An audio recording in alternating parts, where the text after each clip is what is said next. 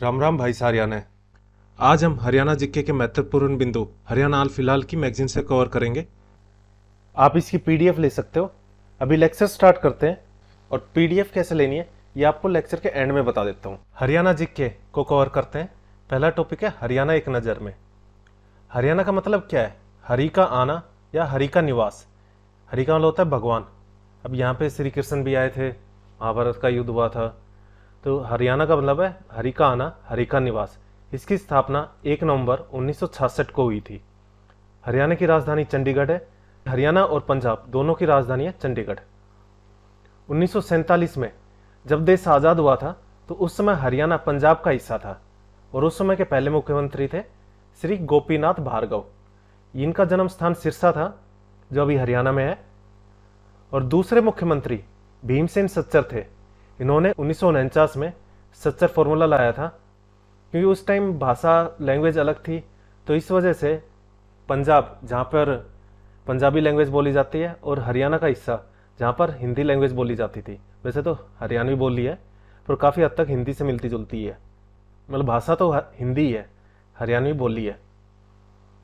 तो इन्होंने 1949 में सच्चर फॉर्मूला लाया था। तो पंजाब को भाषा के आधार पर 2 क्षेत्रों में बांट दिया था। एक जहाँ पर हिंदी भाषा बोली जाती है उसको हिंदी भाषा क्षेत्र में, और पंजाबी भाषा बोली जाती है वहाँ पर पंजाबी भाषी क्षेत्र में। 1953 में सेंटर ने फजल अली आयोग बनाया था। इसका काम था कि इंडिया में, भारत में और कितने स्टेट बनाने चाहिए, कितने राज्य बनाने चाहिए और उनको किस आधार पर बनाना चाहिए। तो 1955 में इन्होंने फजल अली आयोग ने अपनी रिपोर्ट दी और भाषा के आधार पर पंजाब को बांटने से मना कर दिया था। फजल अली आयोग जब हरियाणा में आए थे तो ये रोहतक में रुके थे। 1956 में उस समय मुख्यमंत्री थे प्रताप सिंह कैरो। इन्होंने जितने भी स्कूल थे उनमें पंजाबी भाषा को अनिवार्य कर दिया था। अब हुआ क्या, इससे जहाँ पे हिंदी भाषी क्षेत्र थे उनको जबरदस्ती पंजाबी पढ़ना कंपलसरी हो गया था, अनिवार्य हो गया था। तो इस वजह से दोनों के बीच में, हिंदी भाषी क्षेत्र और पंजाबी भाषी क्षेत्र दोनों के बीच में अलगाव बढ़ता गया, झगड़े बढ़ते गए इस वजह से। तो 1965 में संसद में सरदार हुकुम सिंह कमेटी बनी थी। इसने अप्रैल 1966 में सहायोग बनाया था और सहायोग में 3 सदस्य थे। जेसी शाह जो कि अध्यक्ष थे, इसके अलावा MM फिलिप और S दत्त, ये 3 सदस्य थे। सहायोग ने मई 1966 को अपनी रिपोर्ट संसद में प्रस्तुत की थी और इन्होंने रिकमेंड किया था कि हरियाणा को एक अलग राज्य बना दिया जाए। सितंबर 1966 को पंजाब पुनर्गठन एक्ट पार्लियामेंट में पारित हुआ और 1 नवंबर 1966 को हरियाणा को पंजाब से अलग कर दिया। हरियाणा पंजाब से अलग हुआ और ये पंजाब का 35% हिस्सा था और देश का 17वां राज्य था। उस समय हरियाणा में 7 जिले थे। वे 7 जिले थे अंबाला, जींद, हिसार, रोहतक, करनाल, गुरुग्राम और महेंद्रगढ़। और बाकी जो जिले बने वो बाद में इन्हीं में से ही बने हैं। हरियाणा की भौगोलिक स्थिति देखें तो उत्तर पश्चिम में स्थित है, भारत के उत्तर पश्चिम में स्थित है और उत्तरी अक्षांश में ये 27 डिग्री 39 मिनट से 30 डिग्री 55 मिनट उत्तरी अक्षांश तक है और पूर्वी देशांतर में 74 डिग्री 28 मिनट से 77 डिग्री 36 मिनट पूर्वी देशांतर तक फैला है। जैसे यहाँ पर 27 है तो उत्तरी अक्षांश में दूसरा है, इसमें +3 30, और ऐसे ही पूर्वी देशांतर में यहाँ पर 74 है तो दूसरी तरफ +3 करके 77 हो जाता है पूर्वी देशांतर में। बाकी ये 39 है, ये 55 है, ऐसे ये 28 है और यहाँ पे ये 36 है। तो आपको ऑप्शन में देख के थोड़ी आसानी हो जाएगी। बाकी आपको ये बिल्कुल एग्जैक्ट याद होना चाहिए कि भौगोलिक स्थिति हरियाणा की क्या है। क्षेत्रफल हरियाणा का 44,212 वर्ग किलोमीटर है और ये भारत के कुल क्षेत्रफल का 1.34% है, 1.34%। राज्य वृक्ष हरियाणा का पीपल है, काफी पूजनीय वृक्ष है। और राज्य पुष्प कमल है। याद कर सकते हो हरियाणा में सरकार भी फिलहाल बीजेपी की है तो कमल यहाँ का राज्य पुष्प है। राज्य पक्षी काला तीतर है जिसे हम ब्लैक फ्रैंकोलिन भी कहते हैं और राज्य पशु ब्लैक बक है। हरियाणा का राजकीय खेल कुश्ती है। अब आपको बताना है भारत का राष्ट्रीय खेल क्या है, कोई राष्ट्रीय खेल है भी या नहीं, ये आपको बताना है। सबसे उत्तरी जिला हरियाणा का पंचकुला है और सबसे दक्षिणी जिला मेवात है। और ऐसे जिले जो किसी अन्य राज्य यानी बाहर के किसी राज्य की सीमा को नहीं छूते हैं, चारों तरफ से उनके हरियाणा के ही जिले हैं, वे हैं रोहतक और चरखी दादरी। पहले रोहतक था पर बाद में चरखी दादरी को भी एक अलग से जिला बना दिया भिवानी से अलग करके, तो दो हो गए रोहतक और चरखी दादरी। हरियाणा की कुल जनसंख्या 2,53,51,462 है। और ग्रामीण यानी हरियाणा में ज़्यादातर लोग, पूरे भारत में ही ज़्यादातर लोग ग्रामीण में रहते हैं, तो हमेशा ग्रामीण की जनसंख्या ज़्यादा होगी। तो प्रतिशत में ग्रामीण की जनसंख्या 65%, 1.65 करोड़। और शहरी जनसंख्या सिर्फ 35% है, यह है 88 लाख। पुरुष हरियाणा में 1.34 करोड़ है। एग्जैक्ट याद ना भी हो तो भी 1.34 आपको याद रखना है। 1.34 ऐसे भी याद रख सकते हो, ये हरियाणा का जो क्षेत्रफल है वो भारत के क्षेत्रफल का भी 1.34% है। तो पुरुष भी हरियाणा में 1.34 करोड़ है और महिला इनकी जनसंख्या 1.18 करोड़ है। जनसंख्या घनत्व हरियाणा का 573 व्यक्ति पर वर्ग किलोमीटर है, 573। अब ग्रामीणों में जो जनसंख्या घनत्व है वो ओबियसली कम ही होगा जो हरियाणा का एवरेज है, क्योंकि ग्रामीणों में तो बड़े बड़े घर होते हैं, वहाँ पे इतनी भीड़ भाड़ नहीं होती। तो 391 व्यक्ति पर किलोमीटर स्क्वायर ये ग्रामीण में जनसंख्या घनत्व है। और शहरी जनसंख्या घनत्व 4475 व्यक्ति प्रति वर्ग किलोमीटर है। जनसंख्या घनत्व सबसे ज्यादा फरीदाबाद में है, ठीक है, और जनसंख्या घनत्व सबसे कम सिरसा में है। लिंगानुपात यानी सेक्स रेशियो 879 है, 879। और सबसे अधिक मेवात में है। मेवात में कितना है? 907। और सबसे कम है गुरुग्राम में, गुरुग्राम में 854। ये 2011 के हिसाब से बता रहा हूं, अभी काफी सुधार हो गया हरियाणा में, पर क्वेश्चन में आपका 2011 की जो जनसंख्या सर्वेक्षण हुआ था उस हिसाब से ही आएगा। साक्षरता दर हरियाणा में है 75.5%, 75.60% एग्जैक्ट है।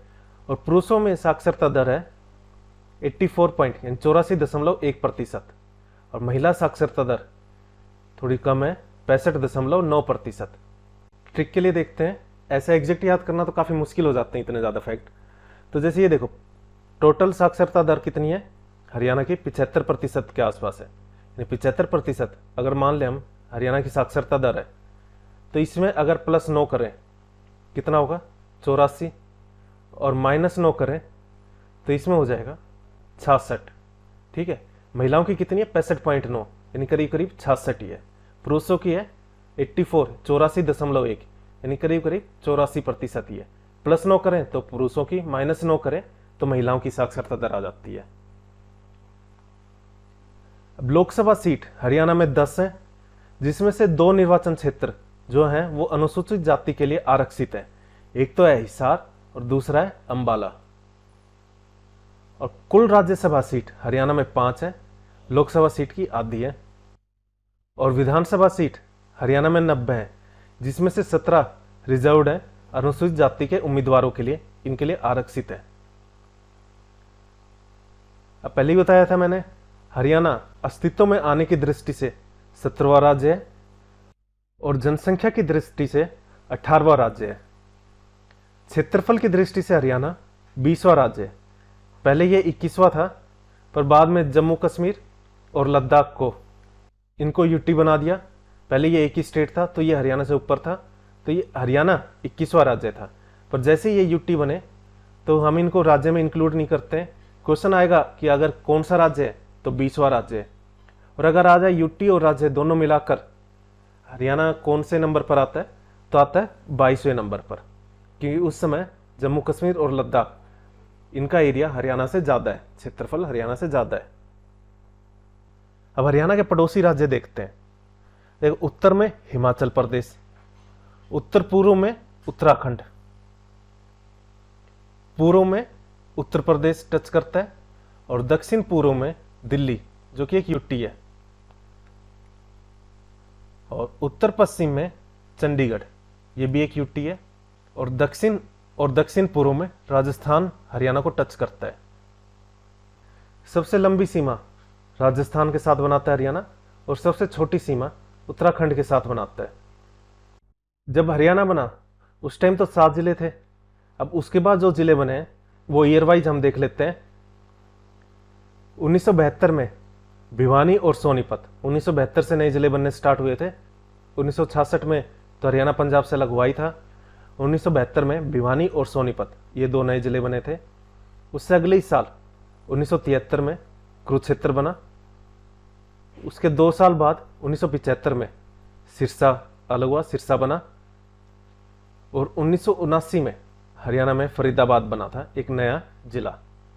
1989 में हरियाणा में 4 जिले बने थे, कैथल, यमुनानगर, पानीपत और रेवाड़ी, जिसमें से पानीपत जो करनाल से लगा हुआ था इसको फिर से करनाल में मिला दिया था, और 1991 में फिर से इसको करनाल से अलग किया और पानीपत एक अलग जिला बन गया था। 1995 में देखो, 95 पंचकुला 1995 में बना था। 1997 में फतेहाबाद और झज्जर। 1979 में तो बना था फरीदाबाद, और 1997 यानी ये उल्टा करती फतेहाबाद बना था और साथ में झज्जर बना था। 2005 में मेवात बना था, जिस टाइम ओम प्रकाश चौटाला जी की सरकार थी। पहले इसका नाम सत्यमेवपुरम था जिस टाइम ये नया बना था। 2008 में पलवल बना है। 2016 में चरखी दादरी बना है। हरियाणा की जनसंख्या जनगणना देख लेते हैं 2011 के हिसाब से कि किस जाति के कितने लोग हैं, किस धर्म के कितने लोग हैं। इसमें से भी क्वेश्चन आ जाते हैं।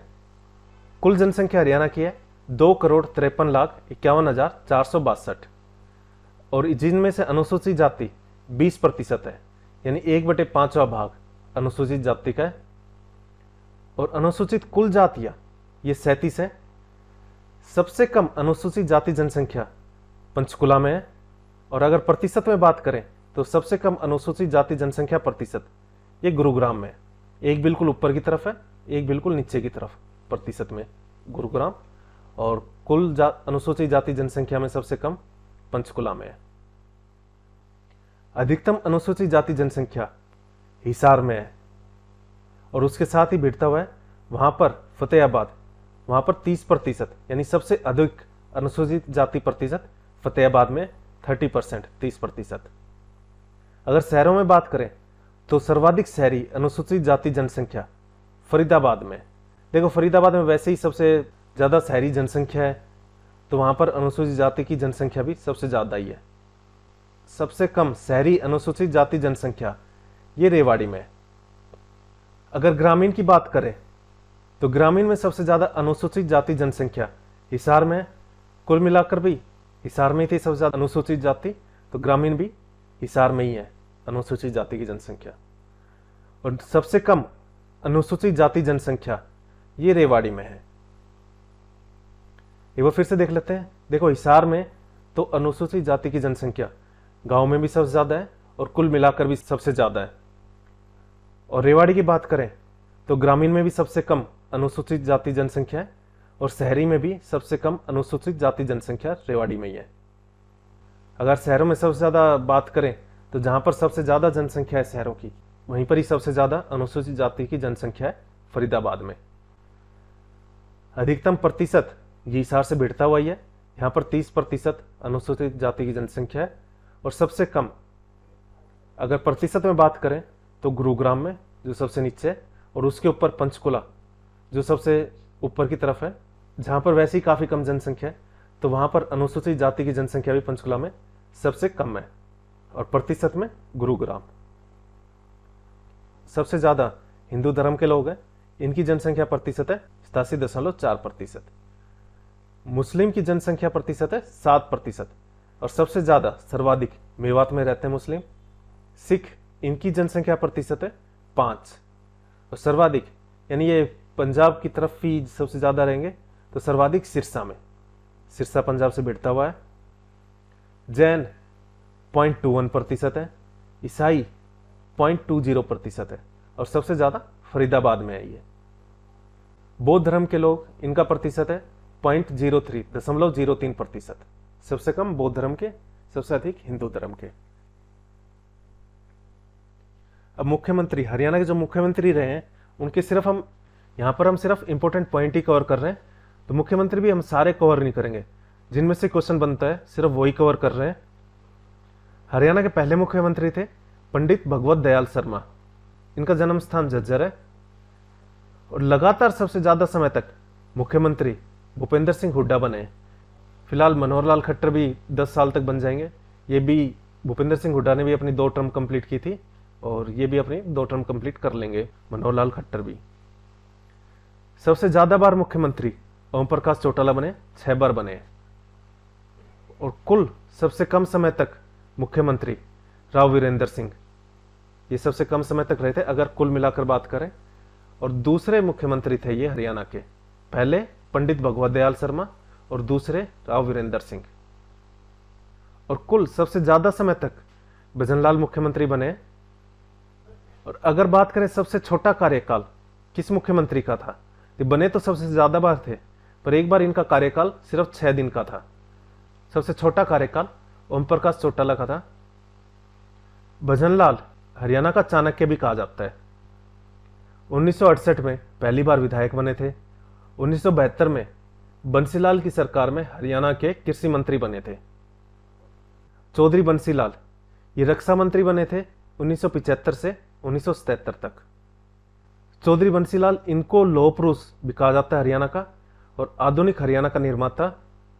इसके अलावा हरियाणा के शिल्पी या फिर आर्किटेक्ट, हरियाणा के वास्तुकार, राज्य के पहले शिक्षा मंत्री, ये बंसीलाल ही थे।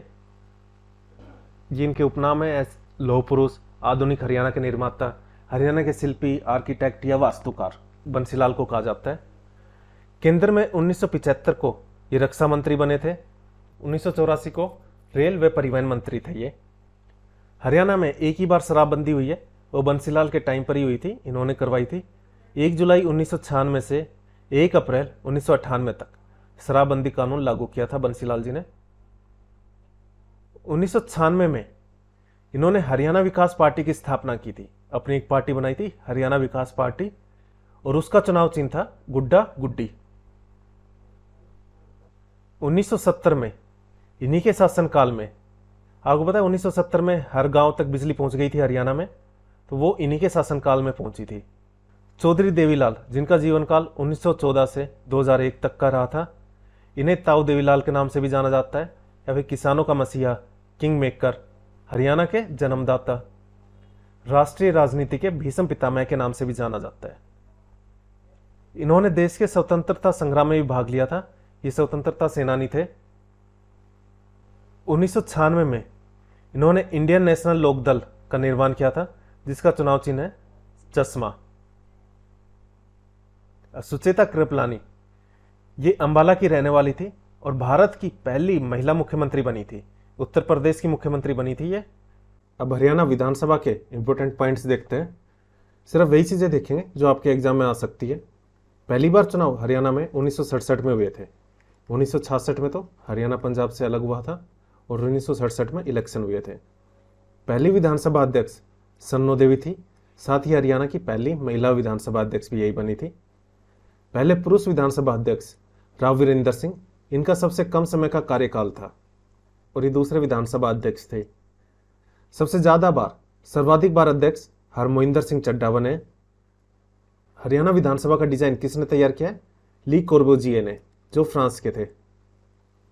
हरियाणा के पहले विपक्षी नेता प्रताप सिंह थे और पहली महिला विधायक स्नेहलता। क्षेत्रफल के हिसाब से सबसे बड़ी विधानसभा है लोहारू और सबसे छोटी विधानसभा क्षेत्रफल के हिसाब से बल्लभगढ़ है।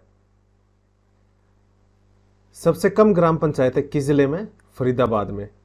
और हरियाणा में 3 बार राष्ट्रपति शासन लगा है, 1967, 10 साल बाद ही 1977 और 1991 में। हरियाणा में 6 मंडल हैं, अंबाला, करनाल, हिसार, रोहतक, गुरुग्राम और फरीदाबाद। अंबाला में है पंचकुला, अंबाला, यमुनानगर और कुरुक्षेत्र। करनाल में 3 है, करनाल, पानीपत और कैथल। हिसार में 4 जिले हैं, सिरसा, फतेहाबाद, हिसार और जींद।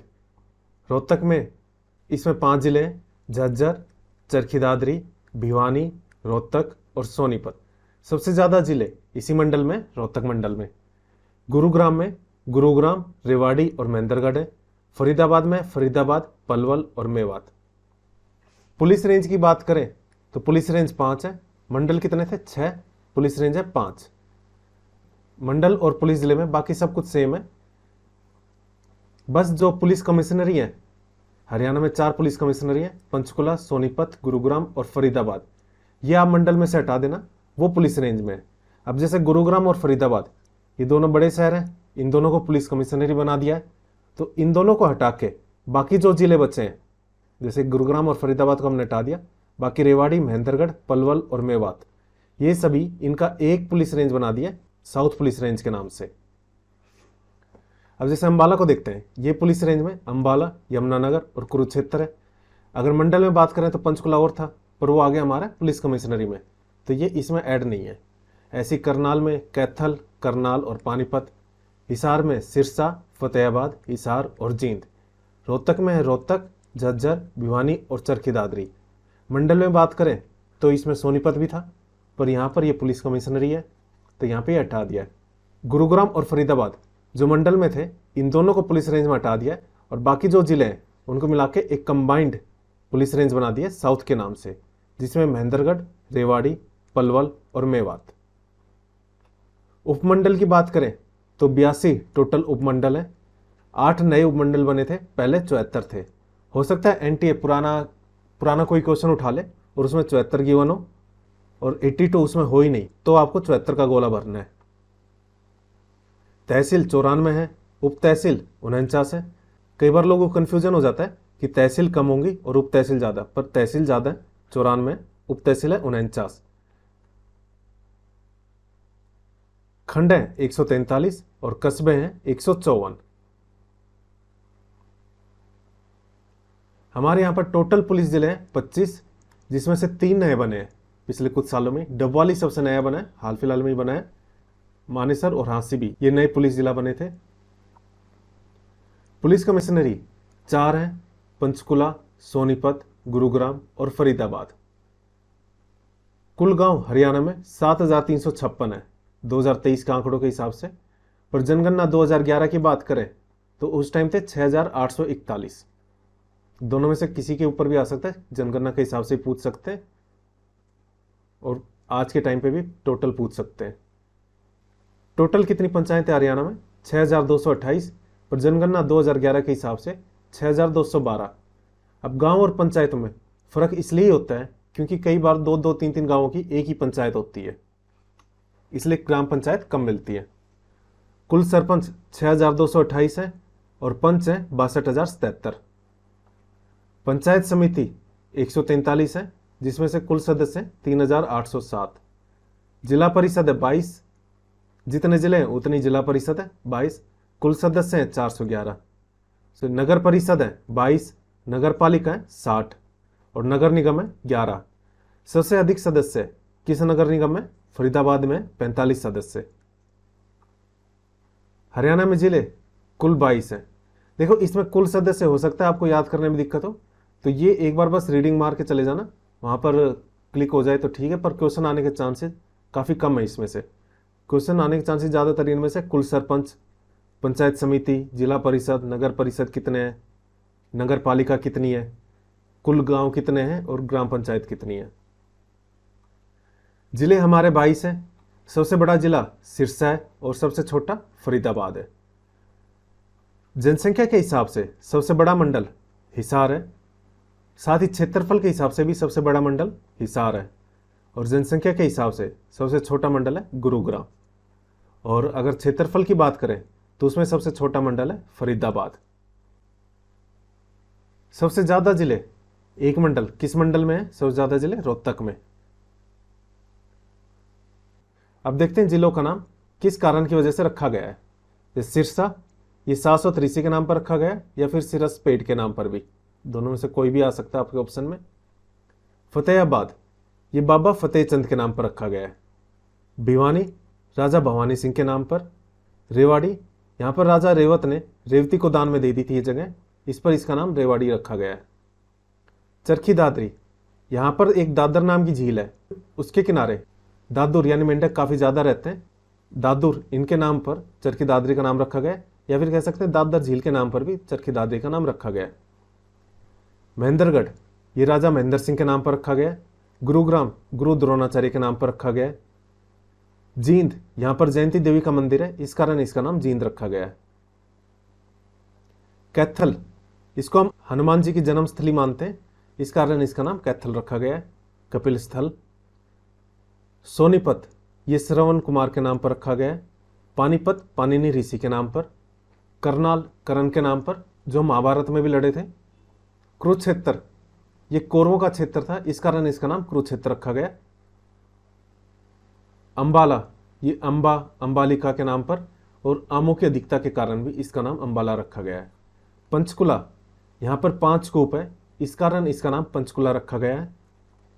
यमुनानगर, यमुना नदी जो हरियाणा की सबसे बड़ी नदी है, ये यमुनानगर से हरियाणा में एंटर करती है और यमुना के किनारे होने के कारण इसका नाम यमुनानगर रखा गया है। मेवात, यहाँ पर मेव जाति के लोग अधिक रहते हैं, इस कारण इसका नाम मेवात रखा गया है। पलवल, ये प्लावासुर या फिर पुलामसुर के नाम पर रखा गया है। फरीदाबाद, बाबा फरीद के नाम पर। झज्जर, ये छज्जो किसान के नाम पर रखा गया है। रोहतक, तारावती रानी के पुत्र थे रोहतास, उनके नाम पर इस जगह का नाम रोहतक रखा गया है। हरियाणा के क्षेत्रों के उपनाम देख लेते हैं और किस नाम से जाने जाते हैं ये। कुरुक्षेत्र, ये सिटी ऑफ पार्क्स के नाम से। धर्मनगरी, स्थानीश्वर, इस नाम से कुरुक्षेत्र को जाना जाता है। रेवाड़ी, ये पीतल नगरी या फिर इंग्लिश में ब्रास सिटी। और वीरभूमि, वीर सिटी, इस नाम से जाना जाता है।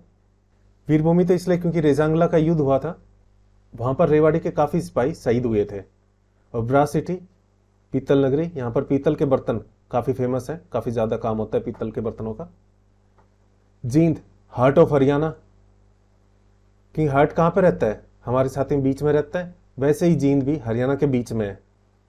जयंती देवी नगर, क्योंकि यहाँ पर जयंती देवी का मंदिर है, जयंतपुरी के नाम से भी जाना जाता है। नारनौल, यहाँ पर तालाब और बावड़ियाँ काफ़ी ज़्यादा हैं, इसलिए इसको तालाबों और बावड़ियों का शहर भी कहा जाता है। करनाल, इसको हरियाणा का पेरिस भी कहा जाता है, धान का कटोरा। और सूद सिटी और करनताल के नाम से भी ये फेमस है। करण झील है यहाँ पर। गुरुग्राम, इसको साइबर सिटी, मेडी सिटी और मनोरंजन सिटी के नाम से भी जाना जाता है। काफ़ी सारे कॉल सेंटर हैं, साइबर का काफ़ी ज़्यादा काम है। मेडी सिटी मेडिकल के हॉस्पिटल है, इसको मनोरंजन सिटी के नाम से भी जानते हैं। यमुनानगर को हम पेपर सिटी और अब्दुलपुर इस नाम से भी जाना जाता है।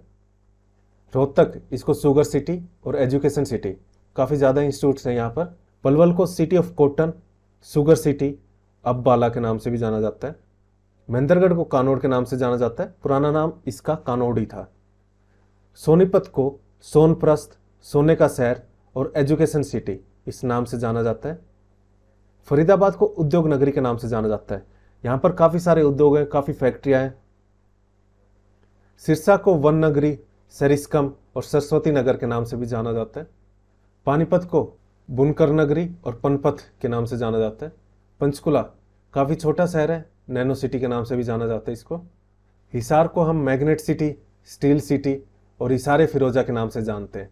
मैग्नेट सिटी, स्टील सिटी इसलिए क्योंकि यहाँ पर जिंदल स्टील की फैक्ट्रीज हैं, काफ़ी फेमस है जिंदल्स यहाँ के। फतेहाबाद को हम हरियाणा की पिंक सिटी भी कहते हैं। हथनी कुंड को मछुआरों का स्वर्ग कहा जाता है, क्योंकि यहाँ पर यमुना नदी है और काफ़ी मछलियाँ मिलती हैं, तो मछुआरों का स्वर्ग। भिवानी, इसको भारत का क्यूबा या मिनी क्यूबा, क्यूबा ने दुनिया को काफ़ी अच्छे अच्छे बॉक्सर्स दिए हैं, वैसे ही भारत को भिवानी ने काफ़ी ज़्यादा और अच्छे बॉक्सर्स दिए हैं। इसको हरियाणा की काशी भी कहा जाता है, जैसे काशी में काफ़ी मंदिर है, वैसे ही हरियाणा में भी भिवानी में काफ़ी ज़्यादा मंदिर है, इसलिए इसको हरियाणा की काशी कहा जाता है। और वस्त्र नगरी, यहाँ पर टिट्स इंस्टीट्यूट भी है, ये टेक्सटाइल टेक्नोलॉजी का इंस्टीट्यूट है। अम्बाला को हम विज्ञान नगरी, उपकरणों का शहर और अम्बालिका, अम्बावाला के नाम से भी जानते हैं। कैथल को हरियाणा की छोटी काशी कहा जाता है और कपिल स्थल भी। हरियाणा की काशी के नाम से तो जानते हैं भिवानी को, पर उससे थोड़े कम मंदिर हैं कैथल में, तो हरियाणा की छोटी काशी ये हो गई कैथल। झज्जर, इसको शहीदों का शहर और छज्जू नगर, क्योंकि छज्जू किसान के नाम पर झज्जर बना था, और शहीदों का शहर, यहाँ से भी काफ़ी जवान हमारे शहीद हुए हैं, शहीदों के शहर के नाम से जाना जाता है। और वीर सिटी, या फिर वीर भूमि के नाम से आ जाए तो वो रेवाड़ी है, और शहीदों का शहर ये झज्जर है। ट्राई सिटी यहाँ पर है पंचकुला, चंडीगढ़ और मोहाली, इनको हम ट्राई सिटी के नाम से जानते हैं। अब महत्वपूर्ण पुराने नाम देख लेते हैं। फतेहाबाद को इकदार के नाम से जाना जाता है। महेंद्रगढ़ को कानोड़ के नाम से जाना जाता था। मेवात को, जब मेवात शुरुआत में बना था जिला, तो उस टाइम इसका नाम सत्यमेवपुरम था। यमुनानगर को अब्दुल्लापुर के नाम से जाना जाता है। कैथल को कपिस्थल के नाम से, या कपिल स्थल भी आ सकता है। जींद को जयंतपुरी के नाम से, कि जयंती देवी का मंदिर था यहाँ पे, जयंतपुरी के नाम से जाना जाता था। सफिंदो, इसको सर्वदमन, यहाँ पर सर्वदमन यज्ञ हुआ था तो इस सफिंदो को सर्वदमन के नाम से भी जाना जाता था। बहादुरगढ़ को सरफाबाद। सबसे ज्यादा शरीफ लोग कौन होते हैं? जो बहादुर होते हैं। बस याद करने की ट्रिक है, बहादुर, शरीफ, बहादुरगढ़, सरफाबाद। पेहोवा, प्रबोधक। पेहोवा कहाँ पर है? कुरुक्षेत्र में। तो प्रभु भी कुरुक्षेत्र में ही रहते हैं, वहां पर महाभारत का युद्ध हुआ था, श्री कृष्ण भी वहीं पर थे। और विष्णु का जो स्थायी निवास है वो भी हम ब्रह्म सरोवर को मानते हैं, वो भी कहाँ पर है? कुरुक्षेत्र में ही। और भी बात करें तो ज्योतिषर सरोवर, गीता का उपदेश भी वहीं पर ही दिया गया था। तो पेहोवा प्रभु, प्रबोधक। अग्रवा, अग्रोदका, मिलता जुलता ही नाम है। महम, महेस्थ। हांसी, आसी। थानेश्वर, स्थानेश्वर। जगाधरी, इसको हम जानते हैं युगंधर के नाम से। कालका को कालकूट। गोहाना, गोहाना ने पता नहीं क्या गबन कर लिया था, पर गबन भावना के नाम से इसको जाना जाता है, गोहाना को। बस याद करने के लिए मैं थोड़ा सा ऐसे बता रहा हूँ। एलनाबाद को खड़ियल के नाम से। पिंजौर, पंचमपुर। औरंगाबाद को हम जानते हैं प्रकृतनाक। नारनौल को नरराष्ट्र। असंध को असंधिवत। बल्लभगढ़ को बलरामगढ़। होडल को ओडल। बुरिया को सूपसकू। इस टाइप के नाम आपको याद करने पड़ेंगे। बाकी काफी नाम तो मिलते जुलते हैं, जैसे पिंजौर, पंचमपुर। पुंडरिक को पुंडरक के नाम से जाना जाता है। कलायत को कपिलायत। रानिया को राजापुर। और लोहारू को लोहरूप के नाम से जाना जाता था। ये इनके पुराने नाम थे। अब हरियाणा के इतिहास के बारे में देख लेते हैं। मनुस्मृति में हरियाणा का नाम ब्रह्मव्रत था, और हरियाणा का प्रादेशिक नाम भी ब्रह्मव्रत है। स्कंद पुराण में इस जगह को हरियाला के नाम से जाना जाता था। महापुराण के रचयिता थे पुष्पदंत, इन्होंने इसका नाम, इस जगह का नाम हरियाणा बताया था। मध्ययुगीन काल में हरियाणा को हरियाणक के नाम से जाना जाता था। कुरुक्षेत्र को श्रीकंठ जनपद के नाम से जाना जाता था, इसको श्रीकंठ जनपद कहा जाता था। कुरुक्षेत्र का नाम राजा कुरु की राजधानी के कारण मिला इसको ये नाम। स्कंद पुराण के कुमारिका खंड में हरियाणा शब्द का उल्लेख है। कहां पर है? स्कंद पुराण के कुमारिका खंड में। रोहतक का वर्णन नकुल दिग्विजयम में है।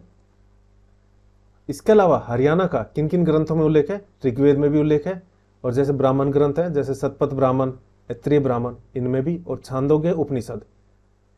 और इनमें किस चीज का जिक्र है? हरियाणा के सामाजिक आर्थिक जीवन, इसकी जानकारी मिलती है। वामन पुराण में हरियाणा की नदियों का वर्णन है। बौद्ध साहित्य के बारे में देखते हैं।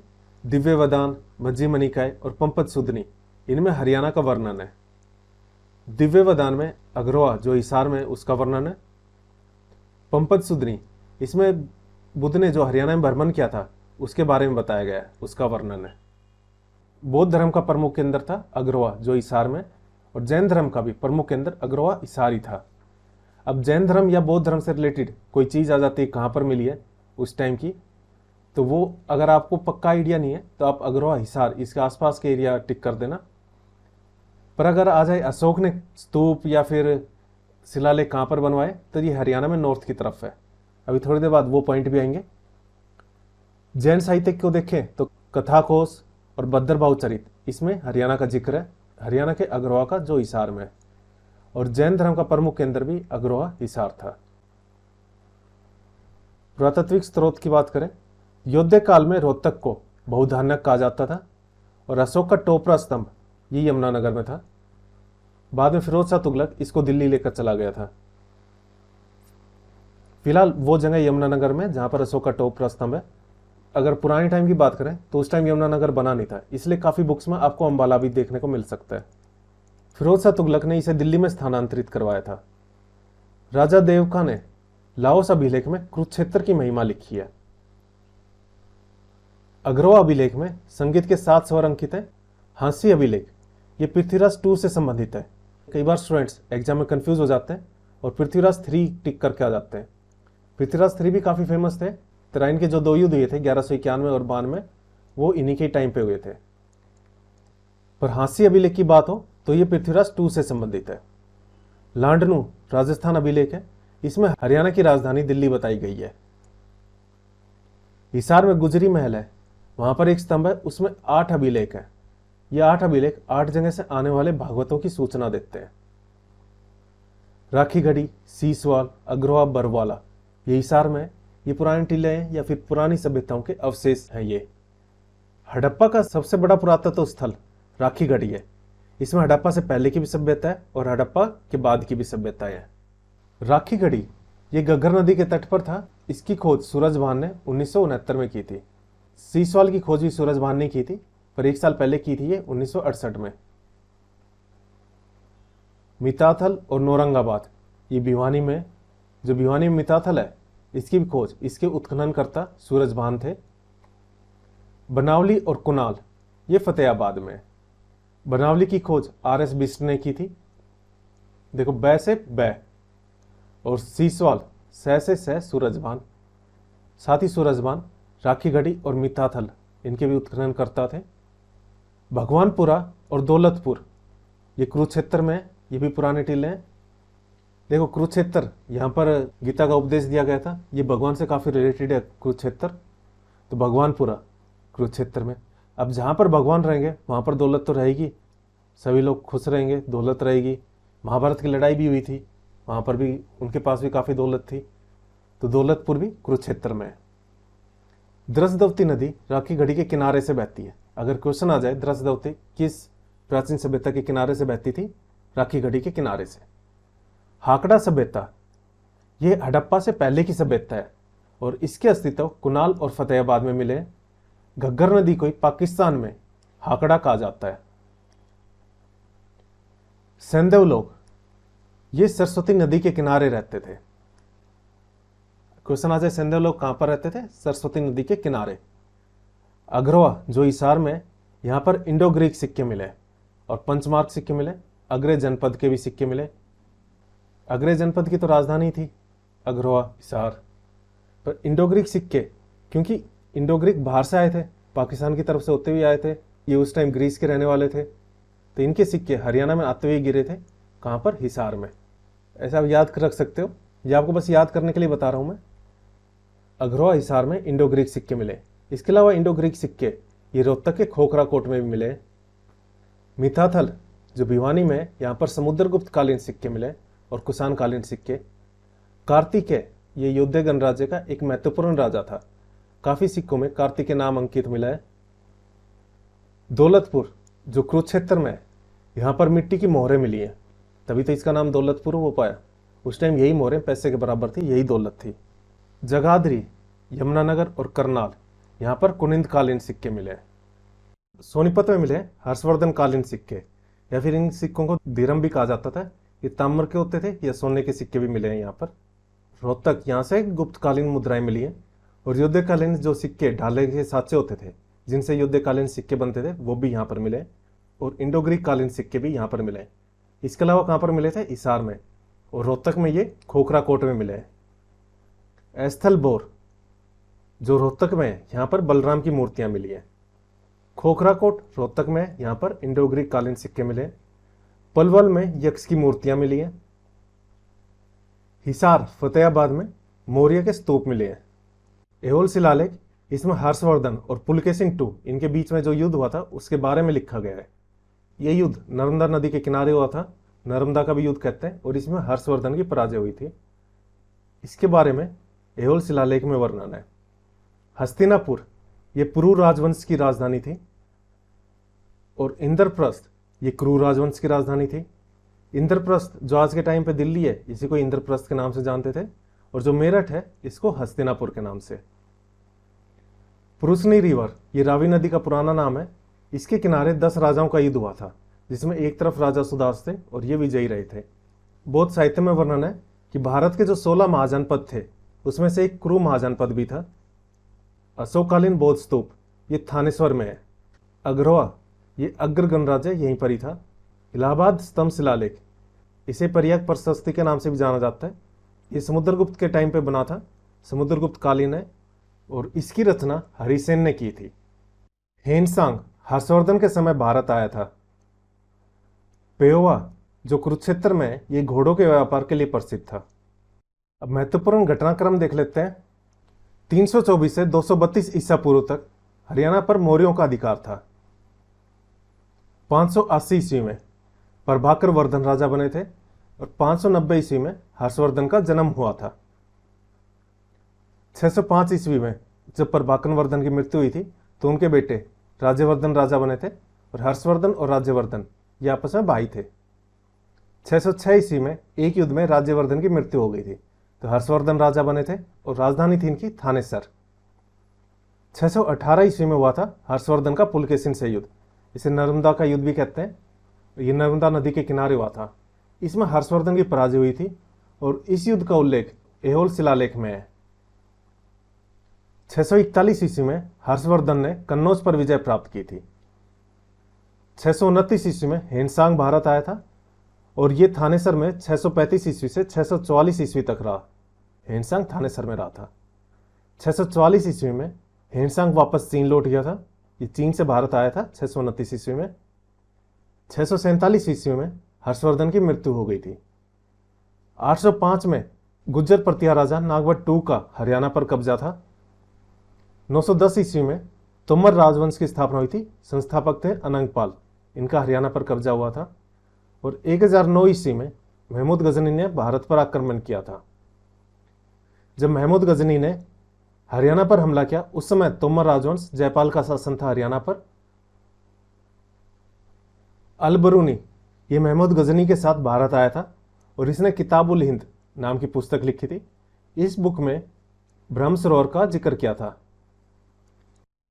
1191 में तराइन का प्रथम युद्ध हुआ था मोहम्मद गौरी और पृथ्वीराज III के बीच में। इसमें पृथ्वीराज III विजयी रहे थे। और 1192 ईस्वी में तराइन का दूसरा युद्ध हुआ, द्वितीय युद्ध, इसमें मोहम्मद गौरी जीता था। 1194 ईस्वी में मोहम्मद गौरी ने रोहतक पर आक्रमण किया था। मोहम्मद गौरी का गुलाम था कुतुबुद्दीन ऐबक। जब मोहम्मद गौरी वापस गया, जो एरिया मोहम्मद गौरी ने जीता था वो इसने कुतुबुद्दीन ऐबक को दे दिया था और इसने भारत में गुलाम वंश की स्थापना की। 1206 ईस्वी में हरियाणा पर कुतुबुद्दीन ऐबक का कब्जा हो गया था। 1240 ईस्वी में रजिया बेगम का कैथल में कत्ल हुआ था और यहीं पर ही कैथल में रजिया बेगम का मकबरा है। 1265 ईस्वी में बलबन ने मेवात में मेवों को कुचलने का प्रयास किया था, इनको कुचलने की कोशिश की थी। 1266 ईस्वी में हरियाणा बलबन के अधीन हो गया था। 1290 ईस्वी में जलालुद्दीन खिलजी, जो खिलजी वंश का संस्थापक था, यह आया था। और 1296 ईस्वी में अलाउद्दीन खिलजी का हरियाणा पर कब्जा हो गया था। इसका कार्यकाल रहा था 1296 से 1316 ईस्वी तक। कैथल का विद्रोह यह मोहम्मद बिन तुगलक के समय हुआ था। यह विद्रोह कैथल के किसानों ने किया था। फतेहाबाद ये शहर फिरोज शाह तुगलक ने बसाया था क्योंकि उस टाइम ये एक युद्ध करके जीत के आ रखा था और फतेहाबाद के आसपास ही रुका हुआ था और इसका बेटा भी हुआ था फतेह खां के नाम से। इसी के नाम पर इसने इस जगह का नाम फतेहाबाद रखा और शहर बसाया यहाँ पर। 1398 ईस्वी में तैमूर लंग ने हमला किया था। 21 अप्रैल 1526 इस दिन पानीपत का युद्ध हुआ था। प्रथम युद्ध हुआ था बाबर और इब्राहिम लोदी के बीच में, जिसमें बाबर विजयी रहा था। 1526 से 1530 ईस्वी तक बाबर का कार्यकाल रहा। इसकी मृत्यु 1530 को हो गई और हर साल इसने कोई ना कोई महत्वपूर्ण लड़ाई लड़ी थी। 1526-27 ईस्वी में जब बाबर का आक्रमण हुआ था उस समय ताउडू का राजा था जलाल खां। 1527 ईस्वी में खानवा का युद्ध हुआ था बाबर और हसन खां मेवाती के मध्य। 1530 ईस्वी में मोहन सिंह मंडार ने बाबर के विरुद्ध विद्रोह किया था। पानीपत का दूसरा युद्ध 5 नवंबर 1556 को हुआ था अकबर और हेमू के बीच में। हेमू दिल्ली का अंतिम हिंदू राजा था। आखिरी हिंदू राजा कौन था दिल्ली का? हेमू। सूरदास का जन्म सीही में हुआ था, जो फरीदाबाद में है। सूरदास अकबर के समकालीन था। सूरदास के गुरु थे हरिदास और वल्लभाचार्य। वैसे तो सूरदास ने काफ़ी रचनाएं रची थी, पर जो महत्वपूर्ण है इनकी, जिसमें से क्वेश्चन आ सकता है आपका, वो है सूरसागर, नल दमयंती, साहित्य लहरी। इसके अलावा और भी इंपॉर्टेंट ही है शेख चिल्ली का मकबरा, जिसे हरियाणा का ताजमहल भी कहा जाता है, थानेसर में ये दारा सिकों ने बनवाया था। दारा सिको औरंगजेब का भाई था, पर गद्दी के लिए जब युद्ध हुआ तो औरंगजेब ने दारा सिको को मार दिया था। 1672 ईस्वी में सतनामी विद्रोह हुआ था नारनौल में। औरंगजेब के समय हुआ था, ये औरंगजेब के विरुद्ध ही हुआ था ये विद्रोह। अहिर शासन की स्थापना नंदराम ने रेवाड़ी में की थी। 1739 ईस्वी में करनाल का युद्ध हुआ था नादिर शाह और मोहम्मद शाह रंगीला के बीच। 1754 ईस्वी में मराठों ने हरियाणा पर कब्जा किया था। 1757 ईस्वी में फरीदाबाद में अहमद शाह अब्दाली और मराठों के बीच युद्ध हुआ था, जिसे मराठे हार गए थे। ये पानीपत के तीसरे युद्ध से पहले की बात है। और 1761 ईस्वी में फिर से अहमद शाह अब्दाली और मराठों के बीच युद्ध हुआ, जिसे पानीपत का तीसरा युद्ध कहा जाता है। पानीपत में हुआ था ये, और इसमें भी मराठों की हार हुई थी। और मराठों का नेतृत्व सदाशिवराव भाऊ कर रहे थे। जॉर्ज थॉमस ये आयरलैंड का निवासी था। हाँसी पर इसका राज था, हाँसी पर कब्जा था इसका। इसको जहाज साहब के नाम से भी जाना जाता है। 1799 ईस्वी में नारनौल में जॉर्ज थॉमस और सिखों के बीच युद्ध हुआ था। 1789 ईस्वी में माधजी सिंधिया का दिल्ली और हरियाणा पर अधिकार हो गया था। 1794 ईस्वी में दौलतराव सिंधिया का हरियाणा पर अधिकार हुआ था। पहले सिंधिया कौन थे जिनका हरियाणा पर अधिकार था? माधजी सिंधिया। और 1794 में जब दौलतराव सिंधिया आए थे, हरियाणा पर अधिकार किया था। उसके बाद इनके राज्यकाल में 1803 में सुरजी अजन संधि हुई थी दौलतराव सिंधिया और अंग्रेजों के बीच में। और इसमें दौलतराव सिंधिया ने हरियाणा को ब्रिटिश ईस्ट इंडिया कंपनी को सौंप दिया था। ईस्ट इंडिया कंपनी ने हरियाणा को 2 भागों में बांट दिया। ये संधि असाई अग्रवा के युद्ध के निर्णय पर हुई थी और हरियाणा को बंगाल प्रेसिडेंसी में मिला दिया था। देखो कहाँ बंगाल है, कहाँ हरियाणा है, पर उस टाइम अंग्रेजों ने बंगाल प्रेसिडेंसी में हरियाणा को मिला दिया था। 1833 ईस्वी में हरियाणा को उत्तर पश्चिमी राज्य में मिला दिया था, जिसकी राजधानी थी आगरा, और एक डिवीजन बनाया था दिल्ली, और हरियाणा में 5 जिले बना दिए थे। पर 1857 का युद्ध हुआ था। हरियाणा के जो क्रांतिकारी थे उन्होंने काफी बढ़ चढ़ के भाग लिया था। आगे से ऐसा विद्रोह ना हो, इसके लिए हरियाणा को पंजाब में मिला दिया था 1858 ईस्वी में। दहसाल व्यवस्था ये टोडरमल लेकर आए थे। बरानी ये वो जमीन होती है जो कृषि के लिए सिर्फ और सिर्फ वर्षा पर निर्भर हो, अपनी सिंचाई के लिए वर्षा पर ही निर्भर हो और कोई व्यवस्था ना हो उसके पास, उस जमीन को बरानी कहते हैं। और चाई वो जमीन होती है जहां पर सिंचाई की और भी व्यवस्था उपलब्ध हो, कृषि के लिए केवल वर्षा पर निर्भर ना रहे। करनाल का नाम राजा करण के नाम पर रखा गया और अग्रवा का नाम राजा अग्रसेन के नाम पर। कुछ महत्वपूर्ण विद्रोह देख लेते हैं 1857 से पहले के। जींद का विद्रोह हुआ था 1814 में, प्रताप सिंह ने इसका नेतृत्व किया था। छछरौली का विद्रोह 1818 में हुआ था, जोधा सिंह ने इसका नेतृत्व किया था। रानिया का विद्रोह ये भी 1818 में, और जाबिद खां इसका नेतृत्व कर रहे थे। किसानों का विद्रोह 1824 में सूरजमल ने इसका नेतृत्व किया था। बनावली का विद्रोह 1835 में गुलाब सिंह इसका नेतृत्व कर रहे थे। कैथल का विद्रोह 1843 में गुलाब सिंह और साहिब कौर ने इसका नेतृत्व किया था। और लाडवा का विद्रोह इसका नेतृत्व अजीत सिंह ने 1845 में किया था। 1857 का विद्रोह, इसको 14 का मुहावरा भी बोला जाता है, क्योंकि इस समय में विक्रम संवत का 1914 साल चल रहा था, इसलिए इसको 14 का मुहावरा भी कहते हैं 1857 को। 1857 का विद्रोह 10 मई 1857 को मेरठ से शुरू हुआ था, पर हरियाणा में ये 1857 को अंबाला छावनी से शुरू हुआ 13 मई 1857 को।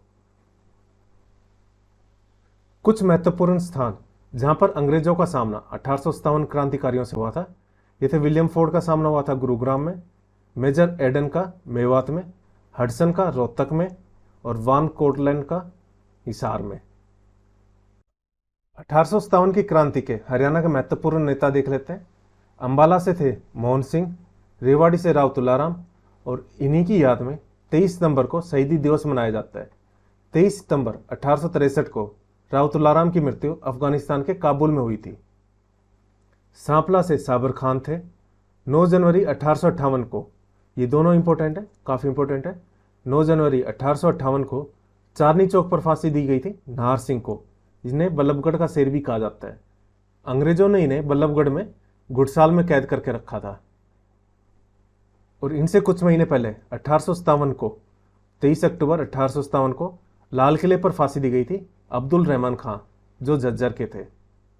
सिरसा से थे नूर मोहम्मद खान, हिसार से मुनीर बेग और हुकुमचंद, दादरी से थे बहादुर जंग, लोहारू से अमीनुद्दीन, पटौदी से थे अकबर अली और फरुखनगर से थे अहमद अली।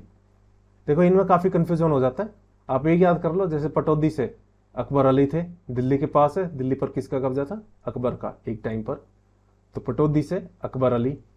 दूसरा है अहमद अली बच गए, ये तो फरुखनगर से थे ही। पानीपत से थे इमाम अली कलंदर, फरीदाबाद से थे दान सिंह परमार। आधुनिक इतिहास का देखते हैं। चार्टर एक्ट 1858, इसमें हरियाणा को पंजाब में मिला दिया था और डिवीजन बनाए थे दिल्ली और हिसार। 1885 को कांग्रेस का पहला अधिवेशन हुआ था, कहाँ पर? बॉम्बे में। इसमें हरियाणा के अंबाला से लाला मुरलीधर थे, जिन्हें grand old man of Punjab भी कहा जाता है, इन्होंने नेतृत्व किया था हरियाणा का। 1885 में कांग्रेस का दूसरा अधिवेशन हुआ था कलकत्ता में, पहला बॉम्बे में, दूसरा कलकत्ता में, और इसमें झज्जर से गए थे पंडित दीनदयाल शर्मा और रोहतक से बाल मुकुंद गुप्त। 1888 में कांग्रेस का चौथा अधिवेशन हुआ था इलाहाबाद में, इसमें लाला लाजपत राय जी ने हिसार कांग्रेस का प्रतिनिधित्व किया था, इन्हें पंजाब केसरी के नाम से भी जाना जाता है। हरियाणा में कांग्रेस की पहली जनसभा रोहतक में हुई थी 12 अक्टूबर 1888 को। पहली जनसभा हरियाणा में कांग्रेस की कब हुई थी? 1888 में रोहतक में हुई थी। मार्ले मिंटो 1909 को शिव शंभू का चिट्ठा कहा गया था, किसने कहा था? ये बाल मुकुंद गुप्त ने। रोलट एक्ट के खिलाफ हरियाणा में प्रथम विद्रोह अंबाला में हुआ था। गांधी जी जो रोलट एक्ट के विरोध का समर्थन करने अंबाला जा रहे थे, उनको पलवल में ही गिरफ्तार कर लिया था और वापस भेज दिया था। ये 10 अप्रैल 1919 की बात है। लाला लाजपत राय ने हरियाणा के पानीपत में असहयोग आंदोलन का समर्थन किया था। फिर पंजाब केसरी तो थे लाला लाजपत राय, पर हरियाणा केसरी थे पंडित नेकीराम। रोलट एक्ट का विरोध तो हुआ था रोहतक में सबसे पहले 6 अप्रैल 1919 को, और अंबाला में हुआ था 3 जुलाई 1919 को। पर विद्रोह की बात करें, लोगों ने कब विद्रोह कर दिया था? यह अंबाला में सबसे पहले किया था। लाला लाजपत राय की मृत्यु साइमन कमीशन का विरोध करने पर हुई थी। इनके सर पर उस टाइम काफी लाठियां मारी गई थी, इस वजह से इनकी मृत्यु 17 नवंबर 1928 को हुई थी। डांडी मार्च ये 12 मार्च 1930 से लेकर 6 अप्रैल 1930 तक चला था। डांडी मार्च में हरियाणा का नेतृत्व लाला सूरज भान ने किया था। 8 अगस्त 1942 को भारत छोड़ो आंदोलन हुआ था, और 1946 में जब चुनाव हुए थे तो कांग्रेस ने यूनियनिस्ट पार्टी के साथ मिलकर पंजाब में सरकार बनाई थी। बनारसी दास ने नवयुवक सभा जो रेवाड़ी में इस सभा की स्थापना की थी। चौधरी देवीलाल ये हरियाणा के पहले उप मुख्यमंत्री थे, हरियाणा से पहले थे जो उप मुख्यमंत्री बने थे। चौधरी छोटूराम, इनका जन्म सांपला में हुआ था 1881 में, 24 नवंबर 1881 को। जाट गजट ये एक साप्ताहिक अखबार था, उर्दू भाषा में यह अखबार छपता था। इसकी शुरुआत चौधरी छोटूराम ने की थी। चौधरी छोटूराम को 1937 में सर की उपाधि मिली थी। 1937 में इन्होंने किसानों के लिए मार्केटिंग बोर्ड भी बनाया था। सर के अलावा इन्हें रहबर आजम और किसानों का मसीहा की भी उपाधि मिली थी। केसरी हिंद की उपाधि लाला मुरलीधर को मिली थी। जन्म स्थान इनका पलवल था। पंडित श्री राम, इन्होंने हरियाणा तिलक जो हिंदी और उर्दू में अखबार है, इसका संचालन किया था। साथ ही हरियाणा का इतिहास और हरियाणा नवरत्न भी लिखा है इन्होंने।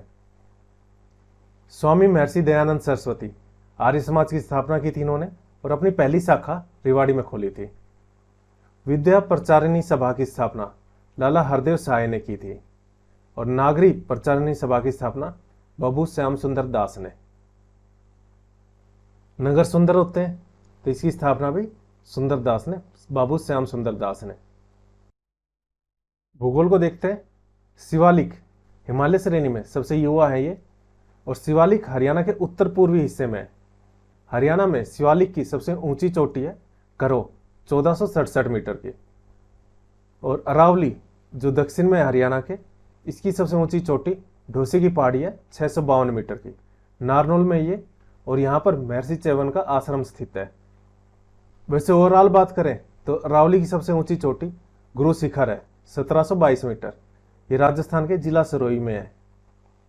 और शिवालिक की बात करें, हरियाणा में तो है करो, पर भारत में सबसे ऊंची चोटी है चंगाबंग 6864 मीटर की है, उत्तराखंड में है ये चोटी। बाढ़ के मैदान को हरियाणा में नाली और बेट भी कहा जाता है। तोसाम की पहाड़ी भिवानी में, और इंदौरी पहाड़ी मेवात में है। अनकाई दलदल ये सिरसा में है। हरियाणा की जो जगह समुद्र तल से सबसे कम ऊंचाई पर है वहां पर यह है, और इसकी ऊंचाई समुद्र तल से सिर्फ 200 मीटर ऊपर है। भौगोलिक क्षेत्र में हरियाणा को 3 भागों में बांटा गया है, कुरुक्षेत्र, हरियाणा और भटियाना। कुरुक्षेत्र में तो आते हैं करनाल और जींद। हरियाणा को जाटियात क्षेत्र भी कहा जाता है क्योंकि यहाँ पर जाटों की अधिकता है। इसमें क्षेत्र आते हैं हांसी, फतेहाबाद, हिसार, भिवानी और रोहतक के कुछ भाग। भट्टियाना पहले भाटी राजपूतों का आधिपत्य था यहाँ पर, इसलिए इसको भट्टियाना कहा गया है। इसमें फतेहाबाद और भाटू। पश्चिमी विक्षोभ को महावत कहा जाता है। हरियाणा में अगर क्वेश्चन आ जाए कितनी ऋतुएं, तो 3 ऋतुएं पाई जाती है। कौन सी वो? ग्रीष्म, वर्षा और शीतकालीन। ग्रीष्म ऋतु मार्च के मिड से मध्य मार्च से जून तक है, और औसत तापमान उस टाइम रहता है 35 डिग्री सेल्सियस। और वर्षा जुलाई से मिड सितंबर, मध्य सितंबर तक होती है। 45 सेंटीमीटर औसत वर्षा होती है। सबसे ज़्यादा वर्षा होती है अपने हरियाणा के उत्तर पूर्वी हिस्से में, और सबसे कम होती है दक्षिण पश्चिमी हिस्से में। शीत ऋतु मिड सितंबर, मध्य सितंबर से मार्च तक रहती है, और इस टाइम औसत तापमान 12 डिग्री सेल्सियस होता है। ये बात हो रही औसत की, वैसे तो कई बार 0 डिग्री पहुंच जाता है, उससे थोड़ा बहुत नीचे भी चला जाता है। सबसे अधिक वर्षा होती है उत्तर पूर्वी हिस्से में, और सबसे कम वर्षा होती है दक्षिण पश्चिमी हिस्से में। हरियाणा का चेरापूंजी ये छछरौली यमुनानगर को कहा जाता है, यहाँ पर सबसे अधिक वर्षा होती है। वैसे अगर जिलों की बात करें तो किस जिले में सबसे अधिक वर्षा होती है? अंबाला में। हरियाणा का सबसे गर्म जिला हिसार है। जो मृदा अपरदन होता है उसे रेंगती मृत्यु या फिर निर्दयी शत्रु कहा जाता है। सेंट्रल सॉइल रिसर्च सेंटर केंद्र का मिट्टी पर अनुसंधान संस्थान है, वो करनाल में। सबसे गर्म महीना मई का होता है। अगर नदियों की बात करें तो यमुना नदी का उद्गम स्थल है यमुनोत्री, जो उत्तराखंड में है। सरस्वती का सिरमौर, हिमाचल प्रदेश। मारकंडा इसका प्राचीन नाम अरुणा है। इसका उद्गम स्थल है धरतीगर नाम की शिवालिक पहाड़ियाँ, जो हिमाचल प्रदेश में है। टांगड़ी ये मोरनी की पहाड़ी से निकलती है। कृष्णावती ये नीम का थाना जयपुर है राजस्थान में, वहाँ से निकलती है।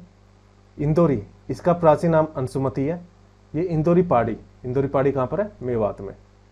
दोहान राजस्थान से निकलती है, जयपुर से, नीम का थाना नाम की जगह है। चेतांग ये शिवालिक की पहाड़ियों से निकलती है।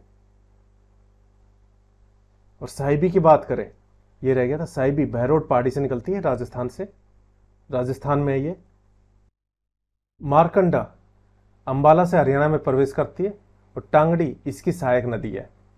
घग्गर ये काल का पंचकुला में सिरमौर की पहाड़ियों से हरियाणा में प्रवेश करती है। सहायक नदियाँ इसकी मारकंडा, सबसे इंपॉर्टेंट तो यही है मारकंडा, और मारकंडा की है टांगड़ी। इसके अलावा झाझरा और कौशल्या।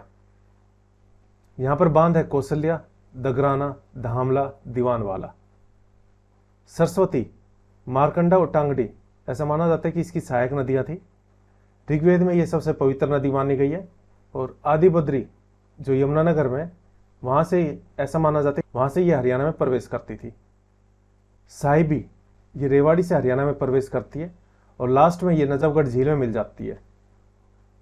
इसकी सहायक नदी है इंदौरी, जो इंदौरी पहाड़ी से निकलती है मेवात से। यमुना कालेसर यमुनानगर के पास है ताजेवाला स्थान, वहाँ से ये हरियाणा में प्रवेश करती है। यह हरियाणा की सबसे बड़ी नदी है और इकलौती 12मासी नदी है। यहाँ पर 12 महीने पानी रहता है इस नदी में।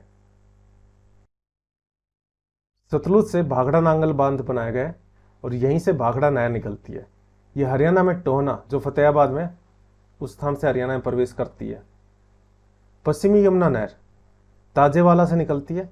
अब जैसे मान लो ये यमुना है, इस तरफ हरियाणा है और इस तरफ इसके यूपी है, तो ये कौन सी होगी? ये पश्चिमी यमुना नहर। साथ ही यहाँ से पूर्वी यमुना नहर भी निकलती है जो यूपी में जाती है। तो पश्चिमी यमुना नहर ताजेवाला से निकलती है और हरियाणा की सबसे पुरानी नहर है ये। गुरुग्राम नहर यमुना नदी के ओखला बैराज से निकलती है। जूही सिंचाई योजना, इस योजना की क्यों जरूरत थी? ये भिवानी के जो ऊंचे क्षेत्र हैं उनको सिंचाई सुविधा देने के लिए है। जवाहर नहर ये महेंद्रगढ़ में सिंचाई की सुविधा के लिए बनाई गई थी। लोहारू सिंचाई योजना, इसको इंदिरा गांधी नहर भी कहते हैं। लंबाई है इसकी 225 किलोमीटर। भारत में सिंचाई की सुविधा प्रदान करती है।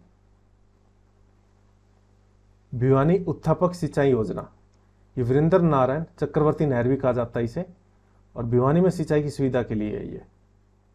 नरवाना सिंचाई योजना, नरवाना कहाँ पर है? जींद में, तो नरवाना सिंचाई योजना ये भी जींद की है।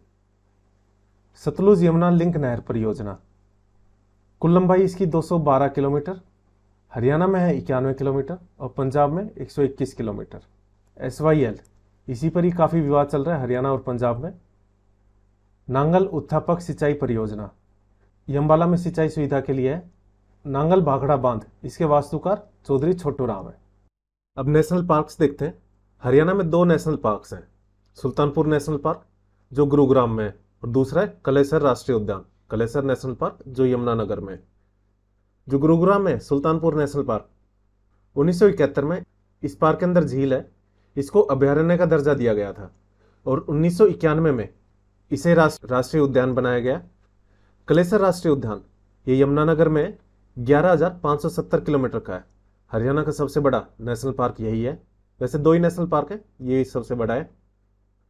ये लाल जंगली मुर्गा इसके लिए प्रसिद्ध है और हरियाणा का सबसे बड़ा राष्ट्रीय उद्यान है।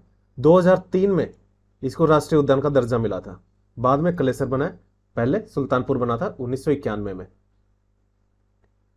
वन्यजीव अभयारण्य ये 8 है। कलेसर वन्यजीव अभयारण्य यमुनानगर में, बीर शिकारगढ़ पंचकुला में है। देखो शिकार कौन करता है? बीर शिकारगढ़। कहाँ पर शिकार करने जाते थे राजा महाराजा? पहाड़ों पर जाते थे, और हमारे यहाँ पे पहाड़ कहाँ पर है? पंचकुला में। छिलछिला या फिर इसको सियोनथी भी कहते हैं, ये कुरुक्षेत्र में है। 70 एकड़ का ये और सबसे छोटा वन्यजीव अभयारण्य है। छिलछिला आप ट्रिक से याद कर सकते हो, कुरुक्षेत्र में महाभारत की लड़ाई हुई थी, काफ़ी लोग वहाँ पर छिल गए थे, तो छिलछिला कुरुक्षेत्र में। नाहड़ वन्यजीव अभयारण्य ये रेवाड़ी में है। अबूबसर सिरसा में 29,000 एकड़ का है और ये सबसे बड़ा वन्यजीव अभयारण्य है। खप्पड़वास झज्जर में, भिंडावास भी झज्जर में। यहाँ पर भिंडावास में एक झील है, काफ़ी सुंदर झील है, इसके लिए प्रसिद्ध है। देखो वास कहाँ पर है? झज्जर में। खप्पड़वास हो, भिंडावास हो। खोली रहतान ये पंचकुला में है। अब जो शिकार करते हैं, बेजुबान जानवर को मारते हैं, एक टाइप के शैतान ही है, तो बीर शिकारगढ़ भी पंचकुला में और खोली रहतान भी पंचकुला में है। रहतान शैतान ऐसे याद कर सकते हो आप। संरक्षण केंद्र 2 हैं हरियाणा में, एक सरस्वती वन्यजीव संरक्षण केंद्र जो कैथल में है, और बीरवारा वन्यजीव संरक्षण केंद्र ये जींद में है। बीर लोग कहाँ पर रहते हैं? जींद में। पर बीर शिकारगढ़, यही बीर शिकार करने कहाँ पर जाते हैं? पंचकुला में। तो बीरवारा वन्यजीव अभयारण्य जींद में है। हरियाणा में 3 चिड़ियाघर हैं, भिवानी, रोहतक और पीपली। पीपली जो कुरुक्षेत्र में। हिरन उद्यान 2 हैं, हिसार और रोहतक में।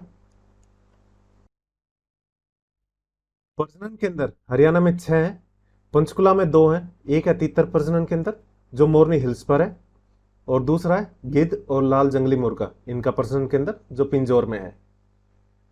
कुरुक्षेत्र में भी 2 प्रजनन केंद्र है, एक मगरमच्छ प्रजनन केंद्र भोर सैदान में है ये, और दूसरा है काला हिरन प्रजनन केंद्र, ये पीपली में है। रेवाड़ी में मोर व चिंकारा प्रजनन केंद्र है, ये रेवाड़ी में झाबुआ में है। और भिवानी में चिंकारा प्रजनन केंद्र है जो कैरू में है। ये 6 हो गए हैं, 2 तो है पंचकुला में, 2 कुरुक्षेत्र में, 1 रेवाड़ी में और 1 भिवानी में। वन सर्वेक्षण रिपोर्ट अभी लेटेस्ट 2021 में आई है। इसके हिसाब से हरियाणा में कुल वन कितने प्रतिशत है? 6.85%, 6.85%।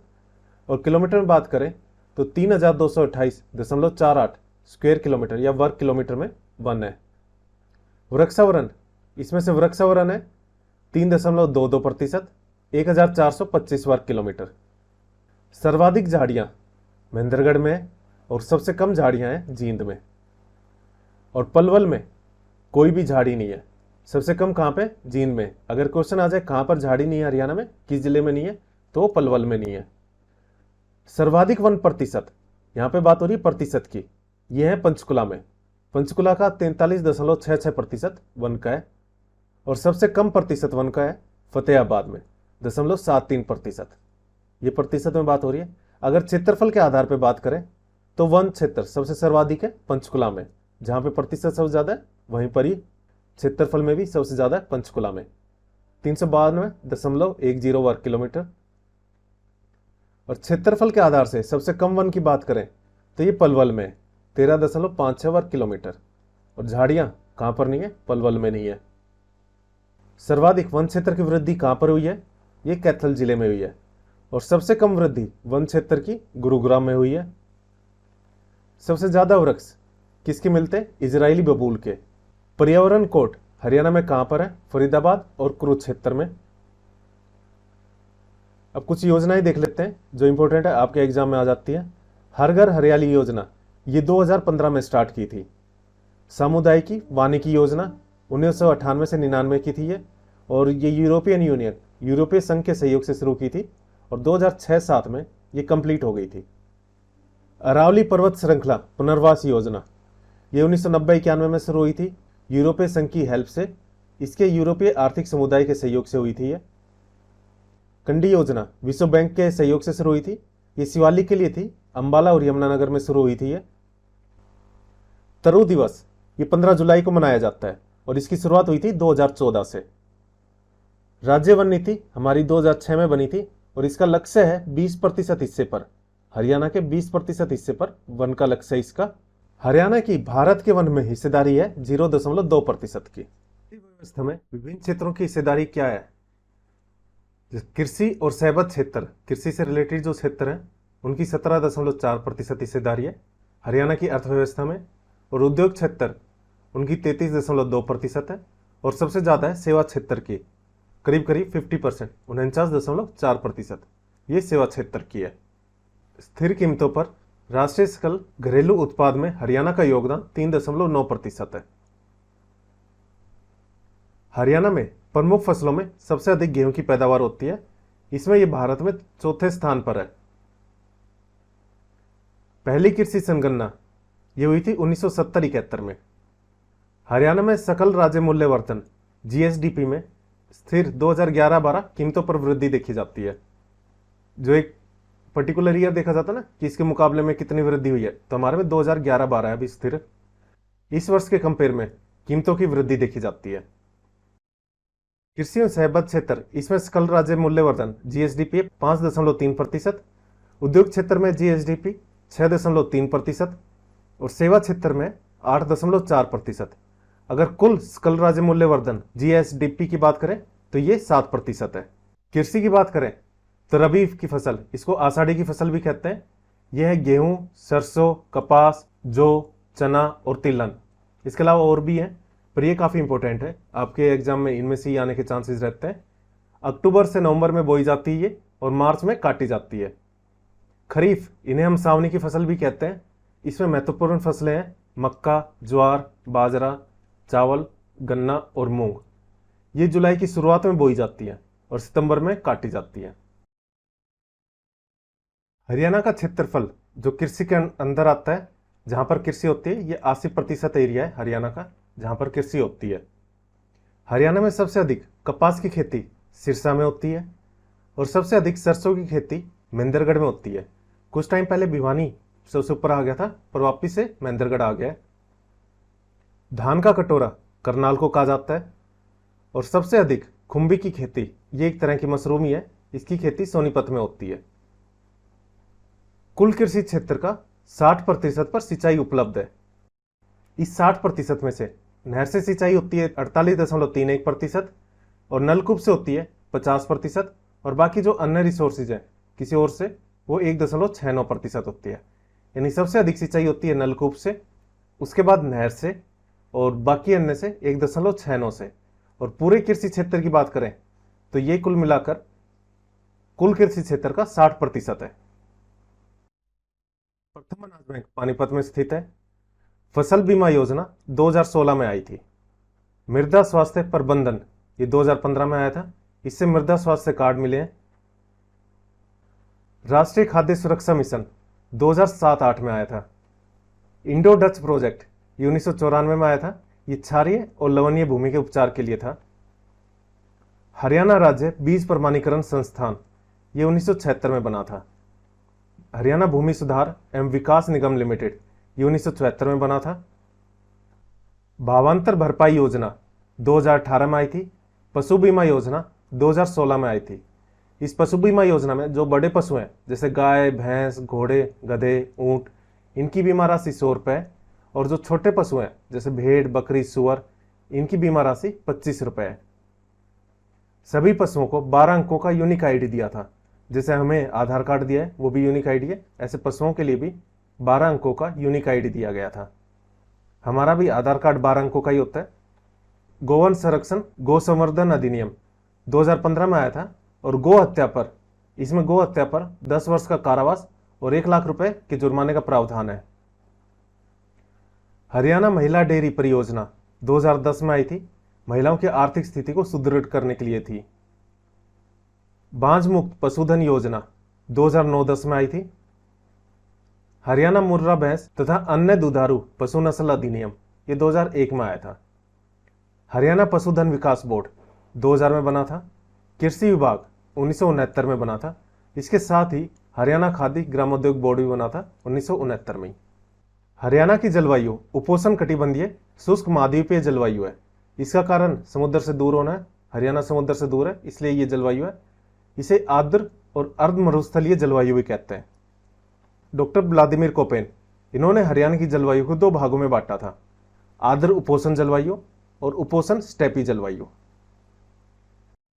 अगर इंस्टीट्यूट की बात करें तो pest management and research institute ये फरीदाबाद में, महाराणा प्रताप हॉर्टिकल्चर यूनिवर्सिटी ये करनाल के अंजन स्थली में, योग और प्राकृतिक चिकित्सा केंद्र ये पंचकुला में है, आयुष विश्वविद्यालय कुरुक्षेत्र में, इसका पूरा नाम है श्री कृष्णा आयुष विश्वविद्यालय।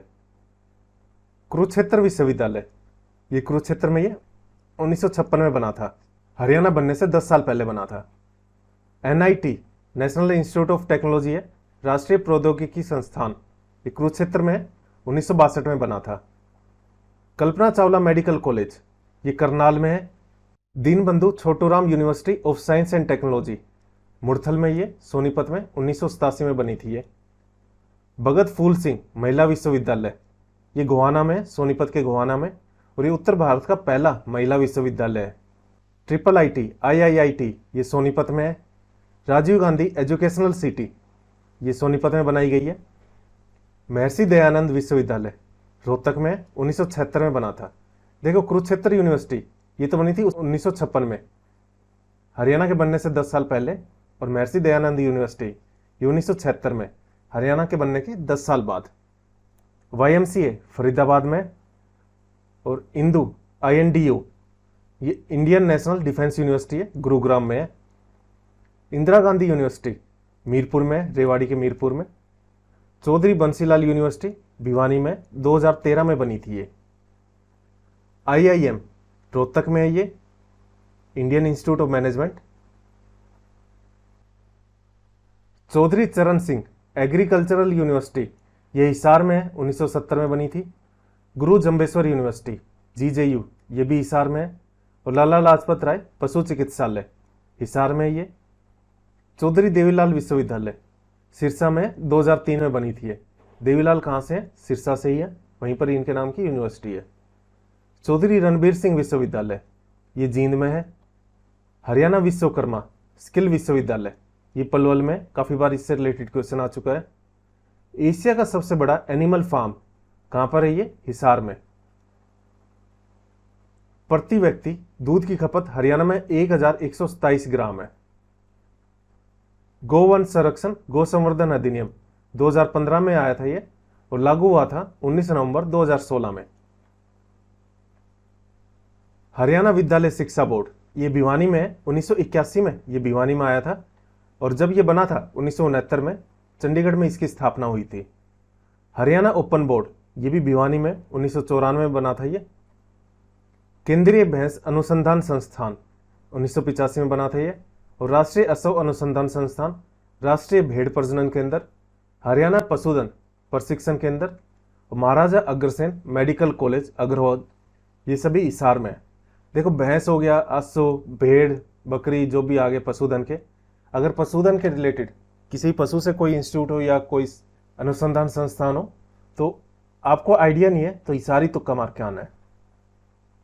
पर ये याद रखना है जो पशु अनुवांशिकी संस्थान है, सिर्फ ये एक करनाल में अलग ही है, राष्ट्रीय पशु अनुवांशिकी संस्थान करनाल में, और राष्ट्रीय डेयरी अनुसंधान संस्थान जो पशु अनुवांशिकी है तो डेयरी भी यहीं पर ही है करनाल में।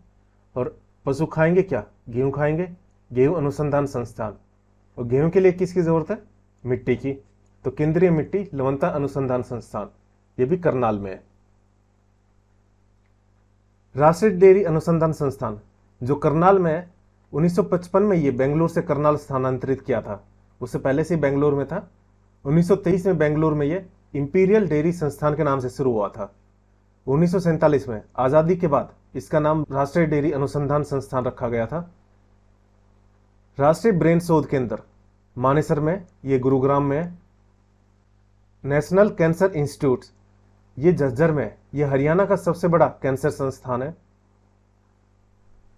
12वीं की पहली परीक्षा 1987 में हुई थी, 10+2 की पहली परीक्षा। HSSC Haryana staff selection commission, अब जो आपका एग्जाम ले रहा है उसका भी पता होना चाहिए कि ये 1970 में बना था। हरियाणा में सिनेमा से रिलेटेड इंपॉर्टेंट क्वेश्चन देखते हैं। पहली हरियाणवी भाषा में कौन सी फिल्म बनी थी? धरती बनी थी 1968 में। और पहली हरियाणवी फिल्म हरफुल सिंह जाट जुलानी थी, 1917 में बनी थी ये, और इसके निर्देशक थे आनंद कुमार। पहली हरियाणा की सफल फिल्म बहुरानी थी, 1982 में बनी थी ये। और सबसे बड़ी सफल फिल्म है चंद्रावल, ये 1984 में बनी थी ये। 47वां नेशनल फिल्म अवार्ड मिला था लाडो को 2000 में। 62वां नेशनल फिल्म अवार्ड ये पगड़ी देवनर को मिला था 2015 में। इसके ही अगली साल 63वां नेशनल फिल्म अवार्ड मिला था सतरंगी को 2016 में। और 68वां नेशनल फिल्म अवार्ड मिला है दादा लक्ष्मी को 2022 में। इसके निर्देशक हैं यशपाल। ये काफी इंपॉर्टेंट क्वेश्चन बनता है आपका भी। निर्देशक होता है डायरेक्टर, जिसने सबसे ज्यादा फिल्म डायरेक्ट की है। सबसे ज्यादा फिल्म के निर्देशक रहे हैं जयंत कुमार रहे हैं। सबसे ज्यादा हरियाणवी फिल्म के निर्माता यह है देवी शंकर प्रभाकर। उच्च न्यायालय हाई कोर्ट, इससे रिलेटेड इंपॉर्टेंट क्वेश्चन देख लेते हैं। ये 1919 में बना था उच्च न्यायालय, ये लाहौर में बना था, और इसके पहले न्यायाधीश थे सर सादीलाल। 1947 में जब भारत आजाद हुआ तो उच्च न्यायालय, क्योंकि उस टाइम पाकिस्तान बन गया था, लाहौर पाकिस्तान में चला गया था, तो उच्च न्यायालय शिमला में शिफ्ट कर दिया था, और इसके न्यायाधीश थे उस टाइम रामलाल। 1955 में उच्च न्यायालय को चंडीगढ़ में शिफ्ट कर दिया था, और न्यायाधीश थे उस टाइम इसके अमरनाथ भंडारी। 1966 में उच्च न्यायालय चंडीगढ़ का नाम बदलकर पंजाब और हरियाणा उच्च न्यायालय रखा गया था, क्योंकि उस टाइम हरियाणा बन गया था, और उस टाइम इसके न्यायाधीश थे मेहर सिंह।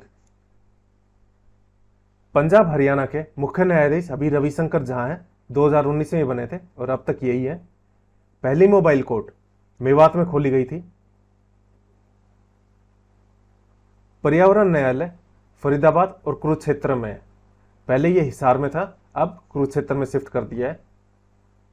कई बुक में आपको हिसार दिखेगा, पर वो कुरुक्षेत्र में शिफ्ट हो गया है। हर जिले के महत्वपूर्ण स्थल देखते हैं अब, जो आ जाते हैं एग्जाम में क्वेश्चन कि ये कहां पर है। अंबाला में है किंगफिशर। किंगफिशर आपने नाम भी सुना होगा, काफी फेमस है। किंगफिशर कहां से है? अंबाला में है। सेंट पॉल चर्च ये भी अंबाला में। अंबिका देवी मंदिर और मंजी साहिब गुरुद्वारा अंबाला में, साथ ही जैन मंदिर भी है अंबाला में। और 9 गजा पीर ये भी अंबाला में है।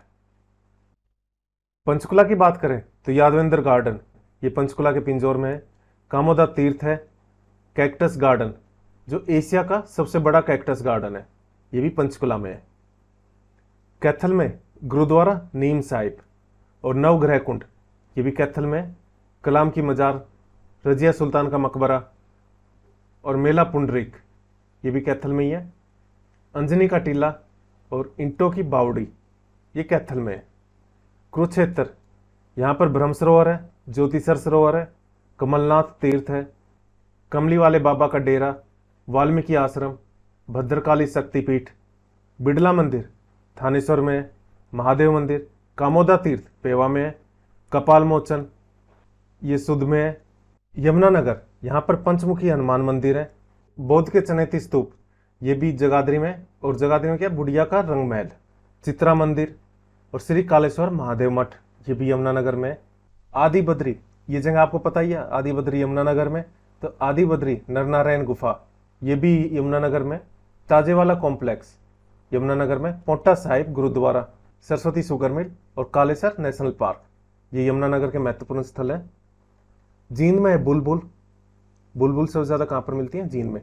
पर ये एक पर्यटन स्थल है, जैसे हरियाणा में हर जिले में एक पर्यटन स्थल बनाया हुआ है जो पक्षियों के नाम पर है, वैसे जींद में वो पर्यटन स्थल का नाम है बुलबुल। पांडु पिंडारा यहीं पर है। प्राची तीर्थ, बरा हर्बल पार्क, भूतेश्वर मंदिर और सच्चा सौदा ये जींद में है। करनाल में करण झील, ओएसिस जो उचाना में है, और विक्टोरिया मेमोरियल हॉल ये करनाल में है। पानीपत में काबुली बाग मस्जिद, काला अम्ब, इब्राहिम लोदी का मकबरा, सलारगंज गेट, सैयद रोशन अली शाह की दरगाह। इसके अलावा जो वो पक्षियों के नाम पर होता है पर्यटन स्थल, वो यहाँ पर है ब्लूजे। सोनीपत में ख्वाजा खिरस खां का मकबरा, पीर जमाल की मजार और मामू भांजा ये भी सोनीपत में ही है, मामू भांजा की दरगाह। फतेहाबाद में कुनाल, बनावली, लाट की मस्जिद और मीर शाह की मजार। हिसार में गुजरी महल, सेंट थॉमस चर्च, देवी भवन मंदिर, शेख जुनैद की मजार और जहाज कोठी। जहाज साहब के नाम से किसे जाना जाता था ये आपको बताना है। हिंट के लिए आपको बता देता हूँ, हाँसी पर इनका राज था। सिरसा यहाँ पर है गुरुद्वारा चोरमार साहिब और ताराजी की कुटिया ये सिरसा में ही है। भिवानी में हिलना पत्थर, कलियाना में रेड रोबिन है। तोसाम का पंचतीर्थ, पीर मुबारक शाह की दरगाह ये भिवानी में है। चरखी दादरी में डेरंगो और रंगीला हनुमान मंदिर ये चरखी दादरी में, और कपूरी की पहाड़ी चरखी दादरी में। रोहतक में तिलियार लेक, कई बार आ चुका है इस पे क्वेश्चन। इसके अलावा मैना और नौरंग जो महम में है। गौकरण तालाब, अब करण झील तो थी करनाल में, पर गौकरण तालाब, गौ लग गया, गौकरण तालाब है रोहतक में। गुरुद्वारा लाखन माजरा, दीनी मस्जिद, लाल मस्जिद, चौबीसी जपूतरा जो महम में है। महेंद्रगढ़ में जल महल, इब्राहिम खां का मकबरा। इब्राहिम लोदी का कहाँ पर है? पानीपत में। इब्राहिम खां का मकबरा है महेंद्रगढ़ में। बीरबल का छत्ता ये भी महेंद्रगढ़ में। बीरबल कई बार यहाँ पर आराम करने आते थे तो इसको बीरबल का छत्ता कहा गया था। चोर गुंबद, माधोगढ़ का किला, महर्षि चैवन का आश्रम ये ढोसी की पहाड़ी पर है। और छत्तराय बाल मुकुंद दास ये भी महेंद्रगढ़ में है। फरीदाबाद में बड़खल झील, मेघपाई और अरावली का गोल्फ मैदान ये भी फरीदाबाद में। राजा नाहर सिंह का किला जो बल्लभगढ़ में है ये भी कहाँ पर है? फरीदाबाद में। पलवल में पंचवटी मंदिर है, सती का स्थान है, होडल है जो डबचिक में। पांडव वन, दाऊजी का मंदिर और यक्ष की मूर्तियां भी यहां पर मिली हैं। झज्जर में गोरैया, ठाकुर द्वारा शिवालय और रूडमल शिव मंदिर। इसके अलावा भीमेश्वरी देवी मंदिर ये भी झज्जर के बेरी में। काजी मस्जिद झज्जर में। मेवात में चुईमल तालाब, ताउडू का किला, शेख मूसा की दरगाह इसे ही झूलती मीनार भी कहते हैं। अब याद करने के लिए आपको बता रहा हूं, ताउडू के किले में तालाब था, वहां पर एक चुईया रहती थी और मूसा भी वहीं पर ही था, शेख मूसा की दरगाह जिसे झूलती मीनार भी कहते हैं। याद करने की ट्रिक है बस ये। राजा परीक्षित के पुत्र थे जनमेजय, इन्होंने सफिंदो जो जींद में यहाँ सर्वदमन यज्ञ किया था, क्योंकि परीक्षित को सांप ने काट लिया था। इसी बात पर इनके पुत्र जन्मेजय ने सर्वदमन यज्ञ किया था। हरियाणा का पहला मॉडर्न और प्लांट सिटी करनाल है। इसमें काफी लोगों को कंफ्यूजन हो जाता है, चंडीगढ़ या फिर पंचकुला सोचते हैं, पर पहला मॉडर्न सिटी कौन सा बना था, जो प्लांट सिटी भी था, ये करनाल बना था। कुछ लोक नृत्य देखते हैं हरियाणा के महत्वपूर्ण। छठी नृत्य, ये शिशु का जब जन्म होता है उसके छठे दिन महिलाओं द्वारा किया जाता है। झूमर नृत्य, ये महिलाओं द्वारा किया जाता है, विवाह या कोई अन्य खुशी होती है, इसे हरियाणवी गिद्दा भी कहते हैं। झूमर में महिलाएं झूमती हैं। तीज, ये नृत्य भी महिलाओं का है, इनके द्वारा किया जाता है। खेड़ा नृत्य, जब परिवार में कोई बुजुर्ग इसका निधन हो जाता है तो खेड़ा नृत्य महिलाओं द्वारा किया जाता है। खोड़िया नृत्य, ये शादी वाली रात को किया जाता है, महिलाओं द्वारा किया जाता है, नववधु के आगमन से पहले वाली रात को। घोड़ा नृत्य, ये विवाह के अवसर पर किया जाता है। लूर नृत्य, लूर होली पर फाल्गुन के महीने में किया जाता है। लूर और फाग, इनको सेम सही समझना, लूर भी होली पर किया जाता है और फाग भी होली से 2 सप्ताह पूर्व फाल्गुन मास में किया जाता है। सांग, ये वीर स्पर्धा नृत्य है। मंजीरा नृत्य, ये मेवात में प्रसिद्ध है। धमाल नृत्य, पुरुष, धमाल कौन करते हैं, पुरुष करते हैं, झूमती कौन है, महिलाएं, तो धमाल नृत्य पुरुष करते हैं। इनके द्वारा रात को खुले मैदान में बीन, बांसुरी, खड़ताल और खंजरी पर नृत्य किया जाता है। छड़ी नृत्य, ये भादो मास की नवमी को गुगा पीर की पूजा के बाद रात्रि को पुरुषों द्वारा किया जाता है। गुगा नृत्य, ये भी भादो मास में गुगा पीर के भक्तों द्वारा किया जाता है और भक्त स्वयं को इसमें जंजीरों से पीटते हैं। डमरू, ये पुरुषों द्वारा किया जाता है। डमरू कौन से भगवान के पास डमरू था, शिव जी के पास, पुरुष थे, तो डमरू नृत्य भी पुरुषों द्वारा किया जाता है। बस याद करने की ट्रिक है। रास, कृष्ण की रासलीलाओं से जुड़ा नृत्य है और ऐसा ही है रसिया, ये भी सेम है, कृष्ण की रासलीलाओं से जुड़ा नृत्य है। रतवाई नृत्य, ये मेवात में वर्षा काल में किया जाता है। कुछ महत्वपूर्ण वाद्य यंत्र देखते हैं और थोड़ा सा नाम से भी समझने में इनको दिक्कत होती है। जैसे डफ है, ये एक पक्षीय ढोल होता है। खंजरी, ये डफ की छोटी किस्म है, इसके चारों तरफ घुंघरू लगे होते हैं, वे भी आवाज निकालते हैं। डेरू, डमरू तो आपको पता ही है, डेरू डमरू का बड़ा रूप है। इकतारा, ये बांस का बना होता है और एक सिरे पर इसमें तुम्बा लगा होता है, जहां पर तार लगा होता है, और एक ही तार होता है इसमें जिससे ध्वनि उत्पन्न होती है। जैसे आपने गिटार देखे होंगे, उसमें तो कई सारे तार होते हैं, इसमें सिर्फ एक ही तार होता है। ढोल, द्विपक्षीय ढोल होता है। ढोल आपको पता ही है, दोनों तरफ से बजाया जाता है। और ढोलक, ये ढोल का छोटा रूप है। चिमटा, ये एक तरफ से जुड़े हुए लोहे के लंबे और चपटे टुकड़े होते हैं जिन पर छोटी छोटी घंटियां होती हैं। दो तारा, एक तारा में एक तार था, ऐसी दो तारा में दो तार है। नगाड़ा, नक्कारा, ये एक पक्षीय बड़ा और भारी ढोल होता है। मंजीरा, झांझों का एक जोड़ा होता है, ये आवाज करते हैं इसमें। हरियाणा में ख्याल, इसको कलन खान लेकर आए थे। गजल गायक हमारे यहाँ पर जोरा भाई को कहा जाता है, इनका जन्म स्थान अंबाला है। और स्वर सम्राट पंडित हंसराज को कहा जाता है, ये भारत में शास्त्रीय गायक थे, एक प्रसिद्ध शास्त्रीय गायक थे और इनका संबंध मेवात घराने से था। इनका मूल स्थान हिसार में था, पीली मंडोरी। यह अब फतेहाबाद में है, पहले हिसार में था, बाद में फतेहाबाद अलग हुआ, तो यह अब फतेहाबाद में आ गया।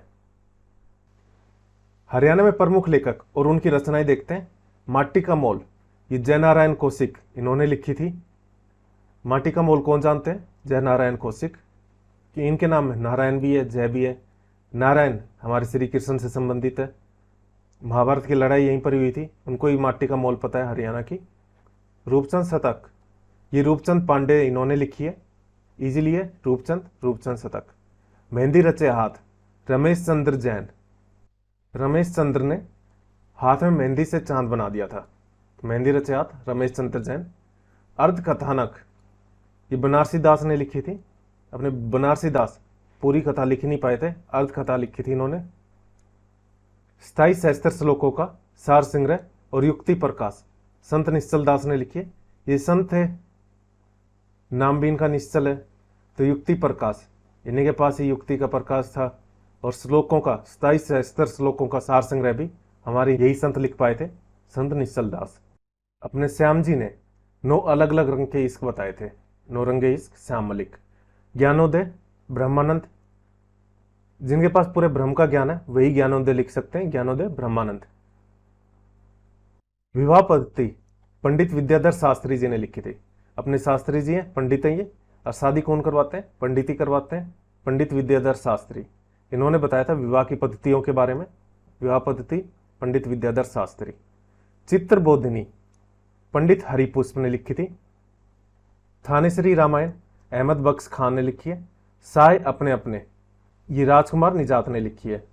अमानत एक शहीद की कृष्ण बादशाह इन्होंने लिखी थी। ये कृष्ण जी, इनके टाइम पर महाभारत में काफ़ी लोग शहीद हुए थे, यही जानते हैं अमानत एक शहीद की, कृष्ण बादशाह जी।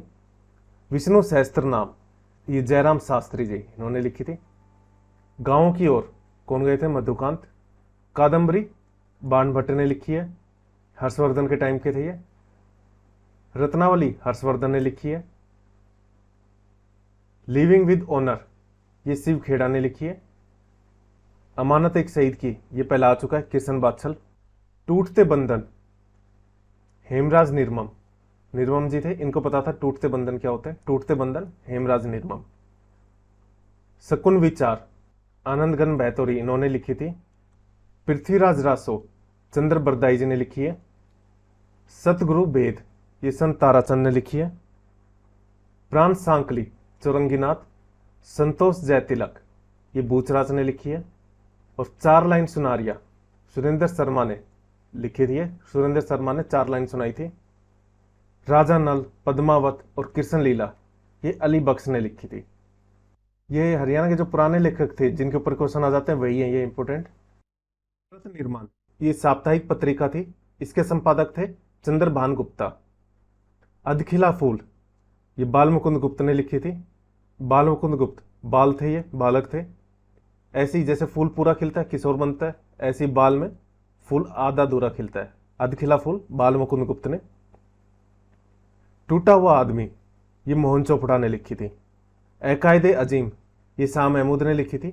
हादी हरियाणा भी इनको ही कहा जाता है, शाह महमूद को। सूर सागर और साहित्य लहरी सूरदास ने लिखी थी। दीपचंद बहमन इनको हरियाणा का शेक्सपियर भी कहा जाता है, और हरियाणा का कालिदास भी दीपचंद बहमन जी को ही कहा जाता है। और पंडित लक्ष्मीचंद इनको सूर्य कवि और हरियाणा का तानसेन पंडित लक्ष्मीचंद को कहा जाता है। प्रियदर्शिका रत्नावली और नागानंद ये हर्षवर्धन ने लिखी थी। आपने पुरानी मूवीज में देखा होगा, नाग के ऊपर एक रतन होता है, एक मणि रहता है, तो नाग के ऊपर क्या है? रतन है, जो काफी प्रिय है। ये हर्षवर्धन ने लिखी है। हर्षचरित्र पार्वती परिणय चांदिस्तक ये बाणभट्ट ने लिखी है। अमरसेन चरित्र ये माणिक्य राज ने लिखी है। और स्वदेश दर्शन राम प्रताप राय जी ने लिखी है। अब हरियाणा के महत्वपूर्ण मेले देख लेते हैं। गुरुग्राम में लगता है सात चौका खोरी मेला। शीतला माता का मेला, शीतला माता काफी बड़ा मंदिर भी है। बुद्ध माता का मेला और बुढ़ी तीज का मेला ये गुरुग्राम में लगता है। अंबाला में लगता है बाबा खेड़ेवाला का मेला। रोहतक में मेला श्याम जी का मेला, जो दुबलदन माजरा में फाल्गुन सुदी द्वादशी को लगता है। फरीदाबाद में लगता है गोगा पीर का मेला। काल का मेला, काल का जगह वैसे तो है कहाँ पर? पंचकुला में, पर काल का मेला की बात करें ये लगता है फरीदाबाद में। और बलदेव छठ मेला ये भी फरीदाबाद में लगता है। जींद में लगता है पांडु पिंडारा का मेला। कार्तिकेय की अमावस्या को यहाँ पर पूर्वजों को पिंडदान किया जाता है। इसके अलावा सच्चा सौदा मेला ये भी जींद में लगता है। राम राय हृदय मेला ये भी जींद में लगता है। अंबाला में लगता है शिव चौदस का मेला दुराना में, और शारदा देवी का मेला। सोनीपत में सतकुंभ का मेला लगता है। कैथल में फल्गु मेला और पुंडरक मेला। पुंडरक तीर्थ भी कहाँ पर है? कैथल में। फल्गु भी कैथल में है। फल्गु मेला और पुंडरक मेला कैथल में। पानीपत में पाथरी माता का मेला, याद करने में लीजिए, पा से पा, पानीपत पाथरी।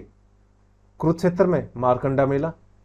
महेंद्रगढ़ में लगता है माता मसानी का मेला, ये चैत्र बदी षष्ठी को लगता है।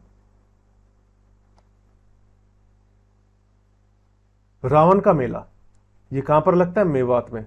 और रावण किसके भक्त थे? शिव जी के। तो रावण और शिव जी दोनों का मेला लगता है मेवात में। यमुनानगर में कपाल मोचन मेला लगता है। भिवानी में लगता है नाग बाबा का मेला और सती का मेला। वैसे तो सती का मेला काफी जगह लगता है। हिसार में लगता है अग्रसेन जयंती का मेला। अग्रवा किसके नाम पर रखा गया था? अग्रसेन के नाम पर। करनाल में लगता है बाबा सिमरनदास का मेला और पांडु का मेला। महेंद्रगढ़ में ढोसे का मेला, बाबा केसरिया का मेला और बाबा बिलाईनाथ का मेला। सिरसा में लगता है सरसाईनाथ मंदिर का मेला और तीजों का मेला। बढ़लिया नवमी ये वर्षा ऋतु के आने की सूचना देता है। सीली सातय शीला अष्टमी को मनाया जाता है, इसको बासोडा भी कहते हैं। सलोनी त्योहार ये भाई बहनों का त्योहार है और रक्षाबंधन ये श्रावण पूर्णिमा को मनाया जाता है। प्रमुख धार्मिक स्थल देख लेते हैं। करनाल में फेमस धार्मिक स्थल है अदिति मंदिर। चंडीगढ़ में मनसा देवी मंदिर। पंचकुला में भीमा देवी मंदिर कॉम्प्लेक्स। गुरुद्वारा नंदा साहिब, यहाँ पर भागनी युद्ध के बाद गुरु गोविंद सिंह पोटा साहिब से आनंदपुर साहिब जा रहे थे, तो उस समय जाते समय ये यहाँ पर रुके थे। भागनी युद्ध से जब लौट रहे थे ये पोटा साहिब से आनंदपुर साहिब। इसके अलावा माता समलोठा देवी मंदिर जो मोरनी की पहाड़ी पर है। रोहतक में गुरुद्वारा लाखन माजरा, यहाँ पर जब गुरु तेग बहादुर जी सादत के लिए जा रहे थे दिल्ली में, तो उस समय 13 दिन के लिए यहीं पर रुके थे। ये दोनों गुरुद्वारा नंदा साहिब और गुरुद्वारा लाखन माजरा काफी इंपोर्टेंट गुरुद्वारे हैं और पता भी होना चाहिए यहाँ पर क्या हुआ था। रूडमल मंदिर का शिवालय ये बेरी गांव में 1953 में बना था। ये स्थल भोर मठ ये भी रोहतक में। डीगल गांव का शिवालय रोहतक में। दुर्गा भवन मंदिर 3 मंजिला लाल मस्जिद ये भी रोहतक में। पर सिर्फ आ जाए रेड मस्जिद ये रेवाड़ी में है। बाबा मस्तनाथ मठ, बाबा जमुनादास मठ ये स्थल भोर में। फरमाना खास टीला और शीशे की मस्जिद ये रोहतक में। यमुनानगर में दिगंबर जैन मंदिर, नर नारायण गुफा, कालेश्वर महादेव मठ। दुनिया में कुल 12 मठ हैं, जिनमें से एक कालेश्वर महादेव मठ यही यमुनानगर में है। कुरुक्षेत्र में राजघाट गुरुद्वारा। श्री कृष्ण संग्रहालय ये 1991 में बना था। गौड़िया मठ, कुबेर तीर्थ जो चैतन्य महाप्रभु का है। भीष्म कुंड, बाणगंगा, शेख चिल्ली का मकबरा जो थानेसर में, जिसको हरियाणा का ताजमहल भी कहा जाता है। भगवानपुर का टीला, देवी कोब मंदिर और भद्रकाली। हिसार में माता बनबोरी, मीर शाह की मजार जहां पर हुमायूं का अभिलेख खुदा हुआ है।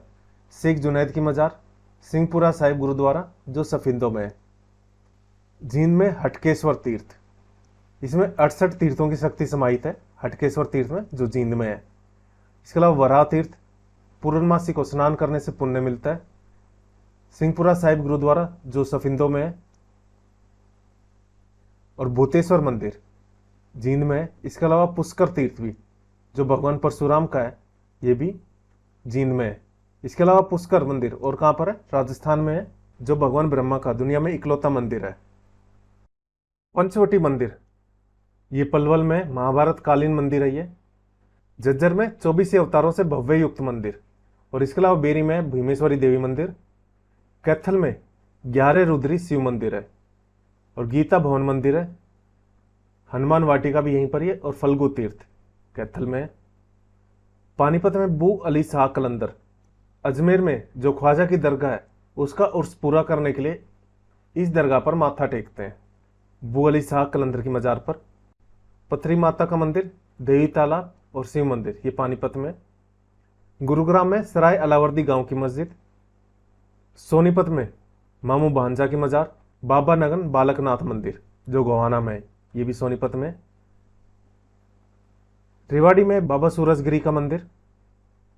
हरियाणा में शेख फरीद की मजार है जो चिश्ती संप्रदाय के संस्थापक थे। चिश्ती संप्रदाय के संस्थापक कौन थे? शेख फरीद, इनकी मजार है। इसको लेकर पानीपत और करनाल के बीच विवाद है।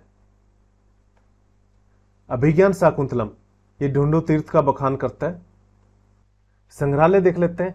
पुरातत्विक संग्रहालय झज्जर में और गुलजारी लाल नंदा संग्रहालय कुरुक्षेत्र में।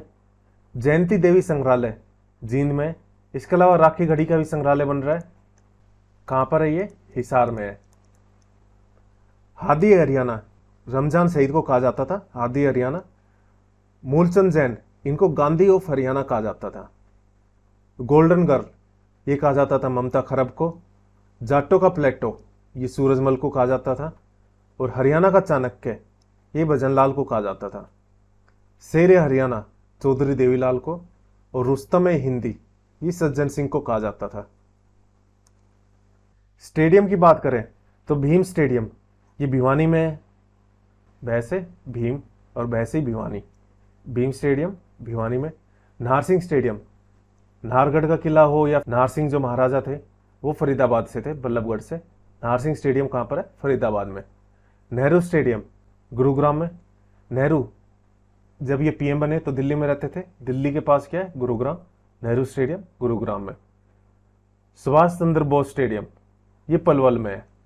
भगत सिंह स्टेडियम सिरसा में।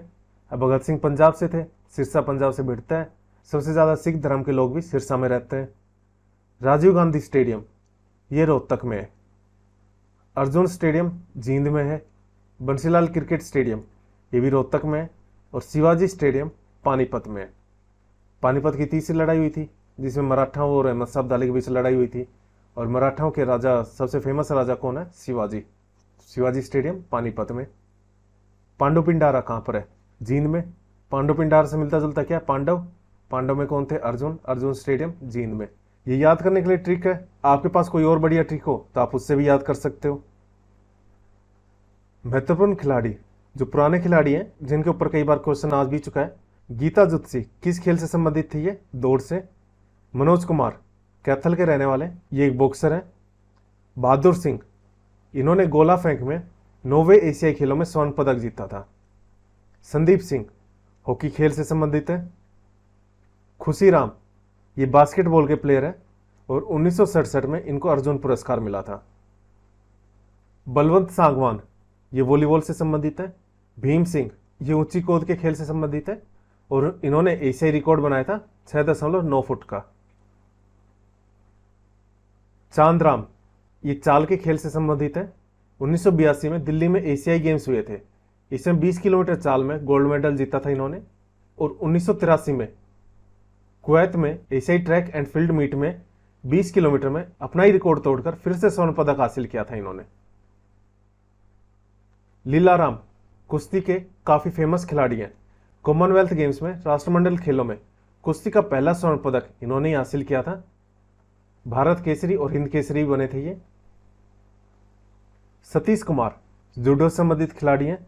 संग्राम सिंह, ये कुश्ती के खिलाड़ी हैं। कॉमनवेल्थ वर्ल्ड हैवीवेट रेसलिंग में मैन स्टैंडिंग फाइट लड़ी थी इन्होंने।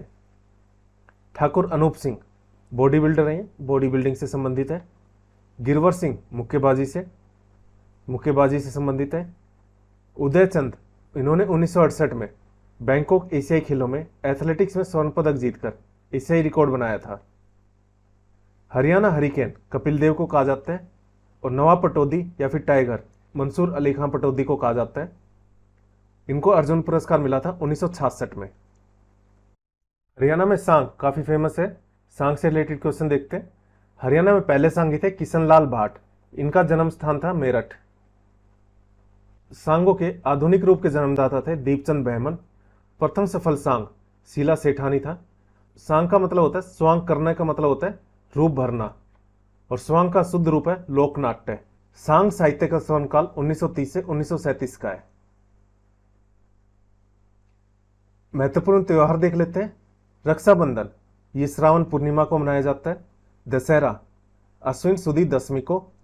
तीज श्रावण शुक्ल तृतीया को मनाया जाता है। और संक्रांति 14 जनवरी को। रामनवमी चैत्र शुक्ल पक्ष नवमी को।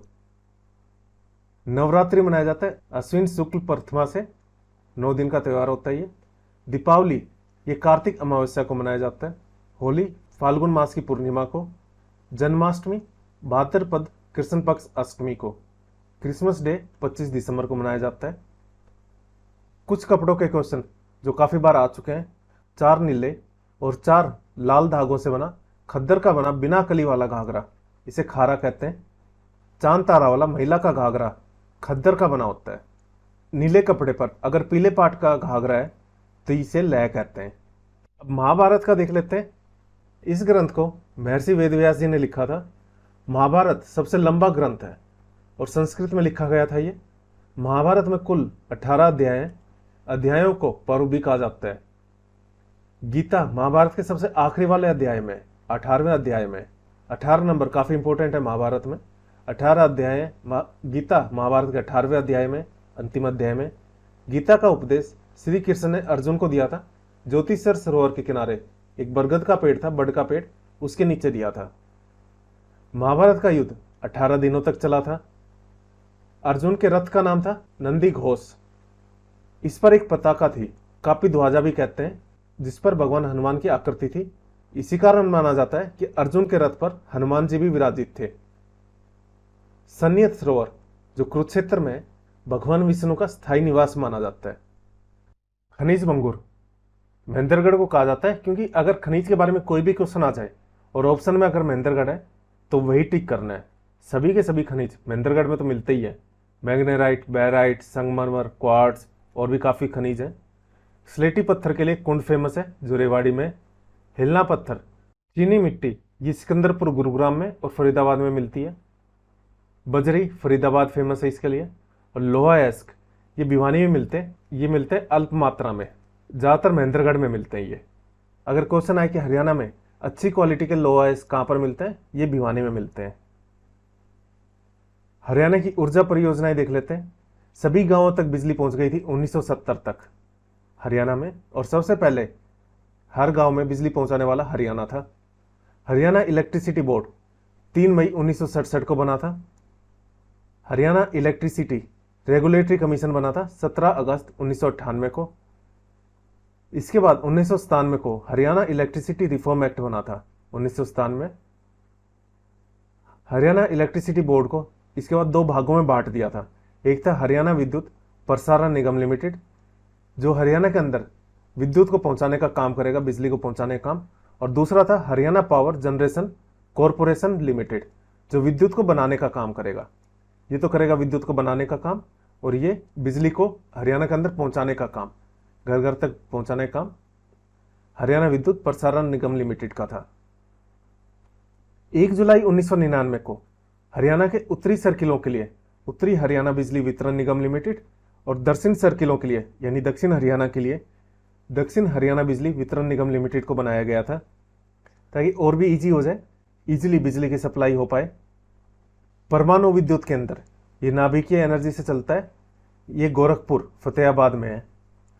राजीव गांधी ताप विद्युत केंद्र है हिसार में। इंदिरा गांधी उच्च तापीय विद्युत परियोजना और महात्मा गांधी ताप विद्युत परियोजना ये झज्जर में है। देखो, राजीव गांधी तो था हिसार में, और इंदिरा गांधी और महात्मा गांधी इनकी ताप विद्युत परियोजना ये झज्जर में है। ककरोई सूक्ष्म जल विद्युत परियोजना ये ककरोई में है, सोनीपत में ही है, इजीली याद करना। पानीपत ताप विद्युत केंद्र ये आसन गांव में पानीपत के, ये इंपॉर्टेंट है। दीनबंधु छोटूराम ताप विद्युत केंद्र और पश्चिमी यमुना नहर जल विद्युत परियोजना ये दोनों यमुनानगर में है। Haryana power generation corporation limited, इसने सौर ऊर्जा केंद्र बनाया भूंदकला यमुनानगर में। पहला सोलर प्लांट ये नंदगांव चरखी दादरी में लगा है। और इंटरनेशनल सोलर अलायंस ये ग्वालपाड़ी गुरुग्राम में है। ISA इंटरनेशनल सोलर अलायंस पहली प्राइवेट कंपनी जिसे बिजली बनाने का प्रोजेक्ट मिला है हरियाणा में, ये दीनबंधु छोटूराम ताप विद्युत केंद्र जो यमुनानगर में है। हरियाणा के महत्वपूर्ण उद्योग देख लेते हैं। गुरुग्राम में रैनबैक्सी चीनी मिट्टी का उद्योग है। इसके अलावा मारुति और जेम्स और ज्वेलरी पार्क जो उद्योग विहार में, ये भी गुरुग्राम में। बायोटेक्नोलॉजी पार्क ये मानेसर में, गुरुग्राम में ही। भिवानी में भिवानी टेक्सटाइल मिल्स 1937 में बनी थी ये। चरखी दादरी में सीमेंट फैक्ट्री है, मतलब ये थी सीमेंट फैक्ट्री 1938 में शुरू हुई थी ये। और 1981 में cement corporation of India limited ने, मतलब CCI ने, सीमेंट कॉरपोरेशन ऑफ इंडिया ने इसे अपने अधिग्रहण में ले लिया था, पर फिलहाल ये बंद है। यमुनानगर में थी बल्लारपुर पेपर मिल 1929 में बनी थी ये। इसके अलावा सरस्वती शुगर मिल जो 1933 में लाहौर में बनी थी, और पार्टीशन के बाद ये यमुनानगर में शिफ्ट हो गई थी। टिम्बर मार्केट जिसे अब्दुल्लापुर भी कहा जाता है। इसके अलावा बिल्ट पेपर मिल। पानीपत में ऑयल रिफाइनरी, अगर रिफाइनरी का कुछ भी आए तो ये पानीपत में है। ऑयल रिफाइनरी हो या फिर फर्टिलाइजर, इस टाइप की चीज़ें पानीपत में ही है। 1980 में बनी थी ये। नेस्ले इंडिया 1993 में बनी है स्मालखा में। सोनीपत में एटलस साइकिल बनती थी, फिलहाल इसकी भी फैक्ट्री बंद हो चुकी है। रेवाड़ी में तिल्ला जूती उद्योग काफ़ी फेमस है और तांबे के बर्तनों का उद्योग भी यहाँ पर काफ़ी फेमस है। करनाल, इसको शूज सिटी कहा जाता था, यहाँ पर लिबर्टी शूज की फैक्ट्रीज है। बहादुरगढ़ में सैनिटरी उद्योग है, फुटवेयर पार्क भी बन रहा है यहाँ पर और लेदर गारमेंट पार्क भी है। HMT ये पंचकुला में है, पिंजौर में है ये। पंचकुला को हम नैनो सिटी के नाम से भी जानते हैं, नैनो सिटी यहीं पर है और IT इंडस्ट्री कॉरिडोर भी यहीं पर बन रहा है। फरीदाबाद, अगर प्लास्टिक उद्योग पूछे कहाँ पर है हरियाणा में, तो ये फरीदाबाद में। इसके अलावा बाटा शूज, इसकी फैक्ट्री फरीदाबाद में। लिबर्टी शूज की है करनाल में और बाटा की है फरीदाबाद में। कुंडली, जो हरियाणा दिल्ली की सीमा पे है, यहाँ पर एक्सपोर्ट प्रमोशन इंडस्ट्रियल पार्क बन रहा है और national institute of food technology भी यहाँ पर है। महत्वपूर्ण फूड पार्क देख लेते हैं, कई बार क्वेश्चन आ जाता है। टोटल 4 फूड पार्क हैं हरियाणा में। एक शाह में है जो अम्बाला में है, नरवाना जींद में, डाबली सिरसा में और राई सोनीपत में। अम्बाला साइंटिफिक इंस्ट्रूमेंट के लिए काफ़ी फेमस है। अब इंफ्रास्ट्रक्चर रिलेटेड क्वेश्चन देख लेते हैं। सड़कें, राष्ट्रीय उच्च मार्ग राज्य PWD ने तो बनाए 330 किलोमीटर के टोटल। NHAI इन्होंने 2886 किलोमीटर के राष्ट्रीय उच्च मार्ग बनाया है। राज्य उच्च मार्ग ये 1676 किलोमीटर का है। राष्ट्रीय जिला सड़कें ये 1375 किलोमीटर की है और बाकी अन्य जिला सड़कों की बात करें 24,996 इतने किलोमीटर की सड़कें। कुल सड़कें 31,263 किलोमीटर की सड़कें हरियाणा में। रेल मार्ग की बात करते हैं।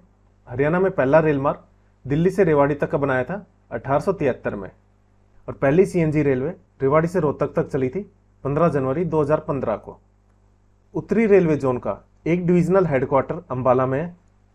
हरियाणा में पहली मेट्रो 2010 में चली थी और गुड़गांव रैपिड मेट्रो 2013 में चली थी। हरियाणा में रेलवे का शिपिंग यार्ड ये हिसार में है। उत्तरी रेलवे की कार्यशाला ये जगाधरी यमुनानगर में है। हरियाणा का सबसे बड़ा रेलवे जंक्शन रेवाड़ी में, जहां पर दिल्ली से रेवाड़ी पहली बार ट्रेन चली थी हरियाणा में। सबसे पहला रेलवे स्टेशन हरियाणा का रेवाड़ी ही है। हवाई अड्डे की बात करते हैं। हरियाणा में कुल कितने हवाई अड्डे हैं? 8 हवाई अड्डे हैं, जिसमें से 6 असैनिक हैं यानी नागरिक हवाई अड्डे और 2 वायुसेना के हवाई अड्डे हैं। सिविल एविएशन हवाई अड्डे यानी असैनिक हवाई अड्डे 6 हैं, जो हैं पिंजौर, हिसार, भिवानी, जींद, करनाल और नारनौल। इसके अलावा 3 एविएशन सेंटर हैं पिंजौर, हिसार और करनाल में। वायुसेना हवाई अड्डों की बात करें तो जो 2 हैं वो हैं अंबाला और सिरसा में। हरियाणा में 2010 में राजीव गांधी एरोस्पोर्ट्स हुआ था, नारनौल में हुआ था ये 2010 में। फ्रांस से जो 5 राफेल लाए गए थे वो किस एयरबेस पर उतारे गए थे? ये अंबाला में उतारे गए थे। हरियाणा में हवाई दुर्घटना हुई थी 12 नवंबर 1996 को, ये चरखी दादरी के टिकाना कला गांव में हुई थी। देश की पहली एयर टैक्सी सेवा हिसार से चंडीगढ़ के बीच शुरू हुई थी और ये उड़ान सेवा के तहत हिसार से पहली बार विमान की शुरुआत 2019 में हुई थी। ये टैक्सी सेवा के थ्रू ही हिसार से चंडीगढ़ के बीच शुरू हुई थी इस टाइम पर। हरियाणा में आकाशवाणी की बात करें तो रोहतक आकाशवाणी सबसे पहले बना था 1976 में, फिर कुरुक्षेत्र आकाशवाणी 1991 में और आकाशवाणी हिसार ये 1999 में बना था। दूरदर्शन केंद्र ये चंडीगढ़ में है, 2023 में यहाँ पर बना था ये। इससे पहले ये हिसार में था। 2002 को दूरदर्शन हिसार का उद्घाटन श्रीमती सुषमा स्वराज जी ने किया था और 2023 को हिसार दूरदर्शन केंद्र चंडीगढ़ स्थानांतरित हो गया था। महत्वपूर्ण समाचार पत्र देखते हैं। हरियाणा रिफार और हरियाणा झज्जर ये पंडित दीनदयाल शर्मा ने लिखा था। जाट समाचार ये बाबू कन्हैयालाल ने। आत्मानंद ये मासिक समाचार पत्र था कीर्ति प्रसाद जैन ने। हरियाणा तिलक ये उर्दू में था ये समाचार पत्र और इसके संपादक श्री राम शर्मा थे। संदेश इसके संपादक पंडित निकीराम शर्मा थे और ये साप्ताहिक था, भिवानी से प्रकाशित होता था। हरिगंधा ये हरियाणा कृषि विश्वविद्यालय की पत्रिका है। ज्ञानोदय ये ब्रह्मानंद जी का अखबार था। अकबर चुनार और कोहिनूर इसके संपादक बाल मुकुंद गुप्त थे। हरियाणा में जो प्रथम हुआ है और जो इंपॉर्टेंट है उसके बारे में देख लेते हैं हम। हरियाणा के प्रथम मुख्यमंत्री पंडित भगवत दयाल शर्मा थे, ये बेरी झज्जर से थे, इनका जन्म स्थान था। फिलहाल हरियाणा के सीएम है मनोहर लाल खट्टर। हरियाणा के प्रथम राज्यपाल धर्मवीर थे, अभी बंडारू दत्तात्रेय जी हैं। हरियाणा की प्रथम विधानसभा अध्यक्ष सनोज देवी थी, साथ ही देश की पहली महिला अध्यक्ष भी थी ये। अभी हमारे यहाँ के विधानसभा अध्यक्ष ज्ञानचंद गुप्ता जी हैं। हरियाणा के प्रथम साहित्यकार चौरंगी नाथ हैं। हरियाणा के प्रथम उपन्यासकार ये राजाराम शास्त्री थे और इनकी उपन्यास थी झाड़ू फ्री। हरियाणा के प्रथम राज्य कवि उदय भानुवंश जो हिसार के थे ये हैं। हरियाणा के प्रथम हास्य व्यंग्य कवि मीर जाफर जट्टाली। हरियाणा की प्रथम पत्रिका थी हरियाणा शोध पत्रिका। अब पहली पत्रिका शोध के लिए ही निकलेगी हरियाणा में, हरियाणा शोध पत्रिका हरियाणा की प्रथम पत्रिका। हरियाणा का प्रथम समाचार पत्र हरियाणा झज्जर था। हरियाणा के प्रथम सूफी संत शेख मोहम्मद तुर्क थे। हरियाणा के प्रथम समाचार पत्र के संपादक थे पंडित दीनदयाल शर्मा। हरियाणा में कांग्रेस आंदोलन के प्रथम जेल सत्याग्रही जो जेल गए थे कांग्रेस आंदोलन में, ये थे बाबू मुरलीधर। हरियाणा के पहले लोकायुक्त हैं प्रीतम पाल सिंह। अब आपको ये मैगजीन हरियाणा करंट अफेयर्स की बुक आपको कैसे लेनी है इसके बारे में मैं आपको बता देता हूँ। ये मैगजीन इसकी सॉफ्ट कॉपी यानी पीडीएफ हम 39 रुपीज़ में आपको दे रहे हैं। इसके लिए आपको करना क्या है, जो ये नंबर है व्हाट्सएप नंबर, इस पर आपको गूगल पे, पेटीएम या फ़ोन पे कर देना है 39 रुपीज़ का, और उसकी पीडीएफ इस नंबर पर व्हाट्सएप कर देनी है। और जैसी पेमेंट कंफर्म होती है तो हम आपको इस मैगजीन की पीडीएफ दे देंगे जिसमें करंट अफेयर जो 1 साल से ऊपर का है, जून 2022 से लेकर अब तक का है, मोर देन 1 ईयर्स का है, और इसके साथ ही हरियाणा के मोस्ट इंपॉर्टेंट पॉइंट्स भी हैं। तो इसकी पीडीएफ हम आपको सेंड कर देंगे। बाकी आपको कोई भी डाउट हो आप इसी व्हाट्सएप नंबर पर हमसे पूछ सकते हो। आज के लिए इतना ही। Thank you. जय हिंद, जय भारत।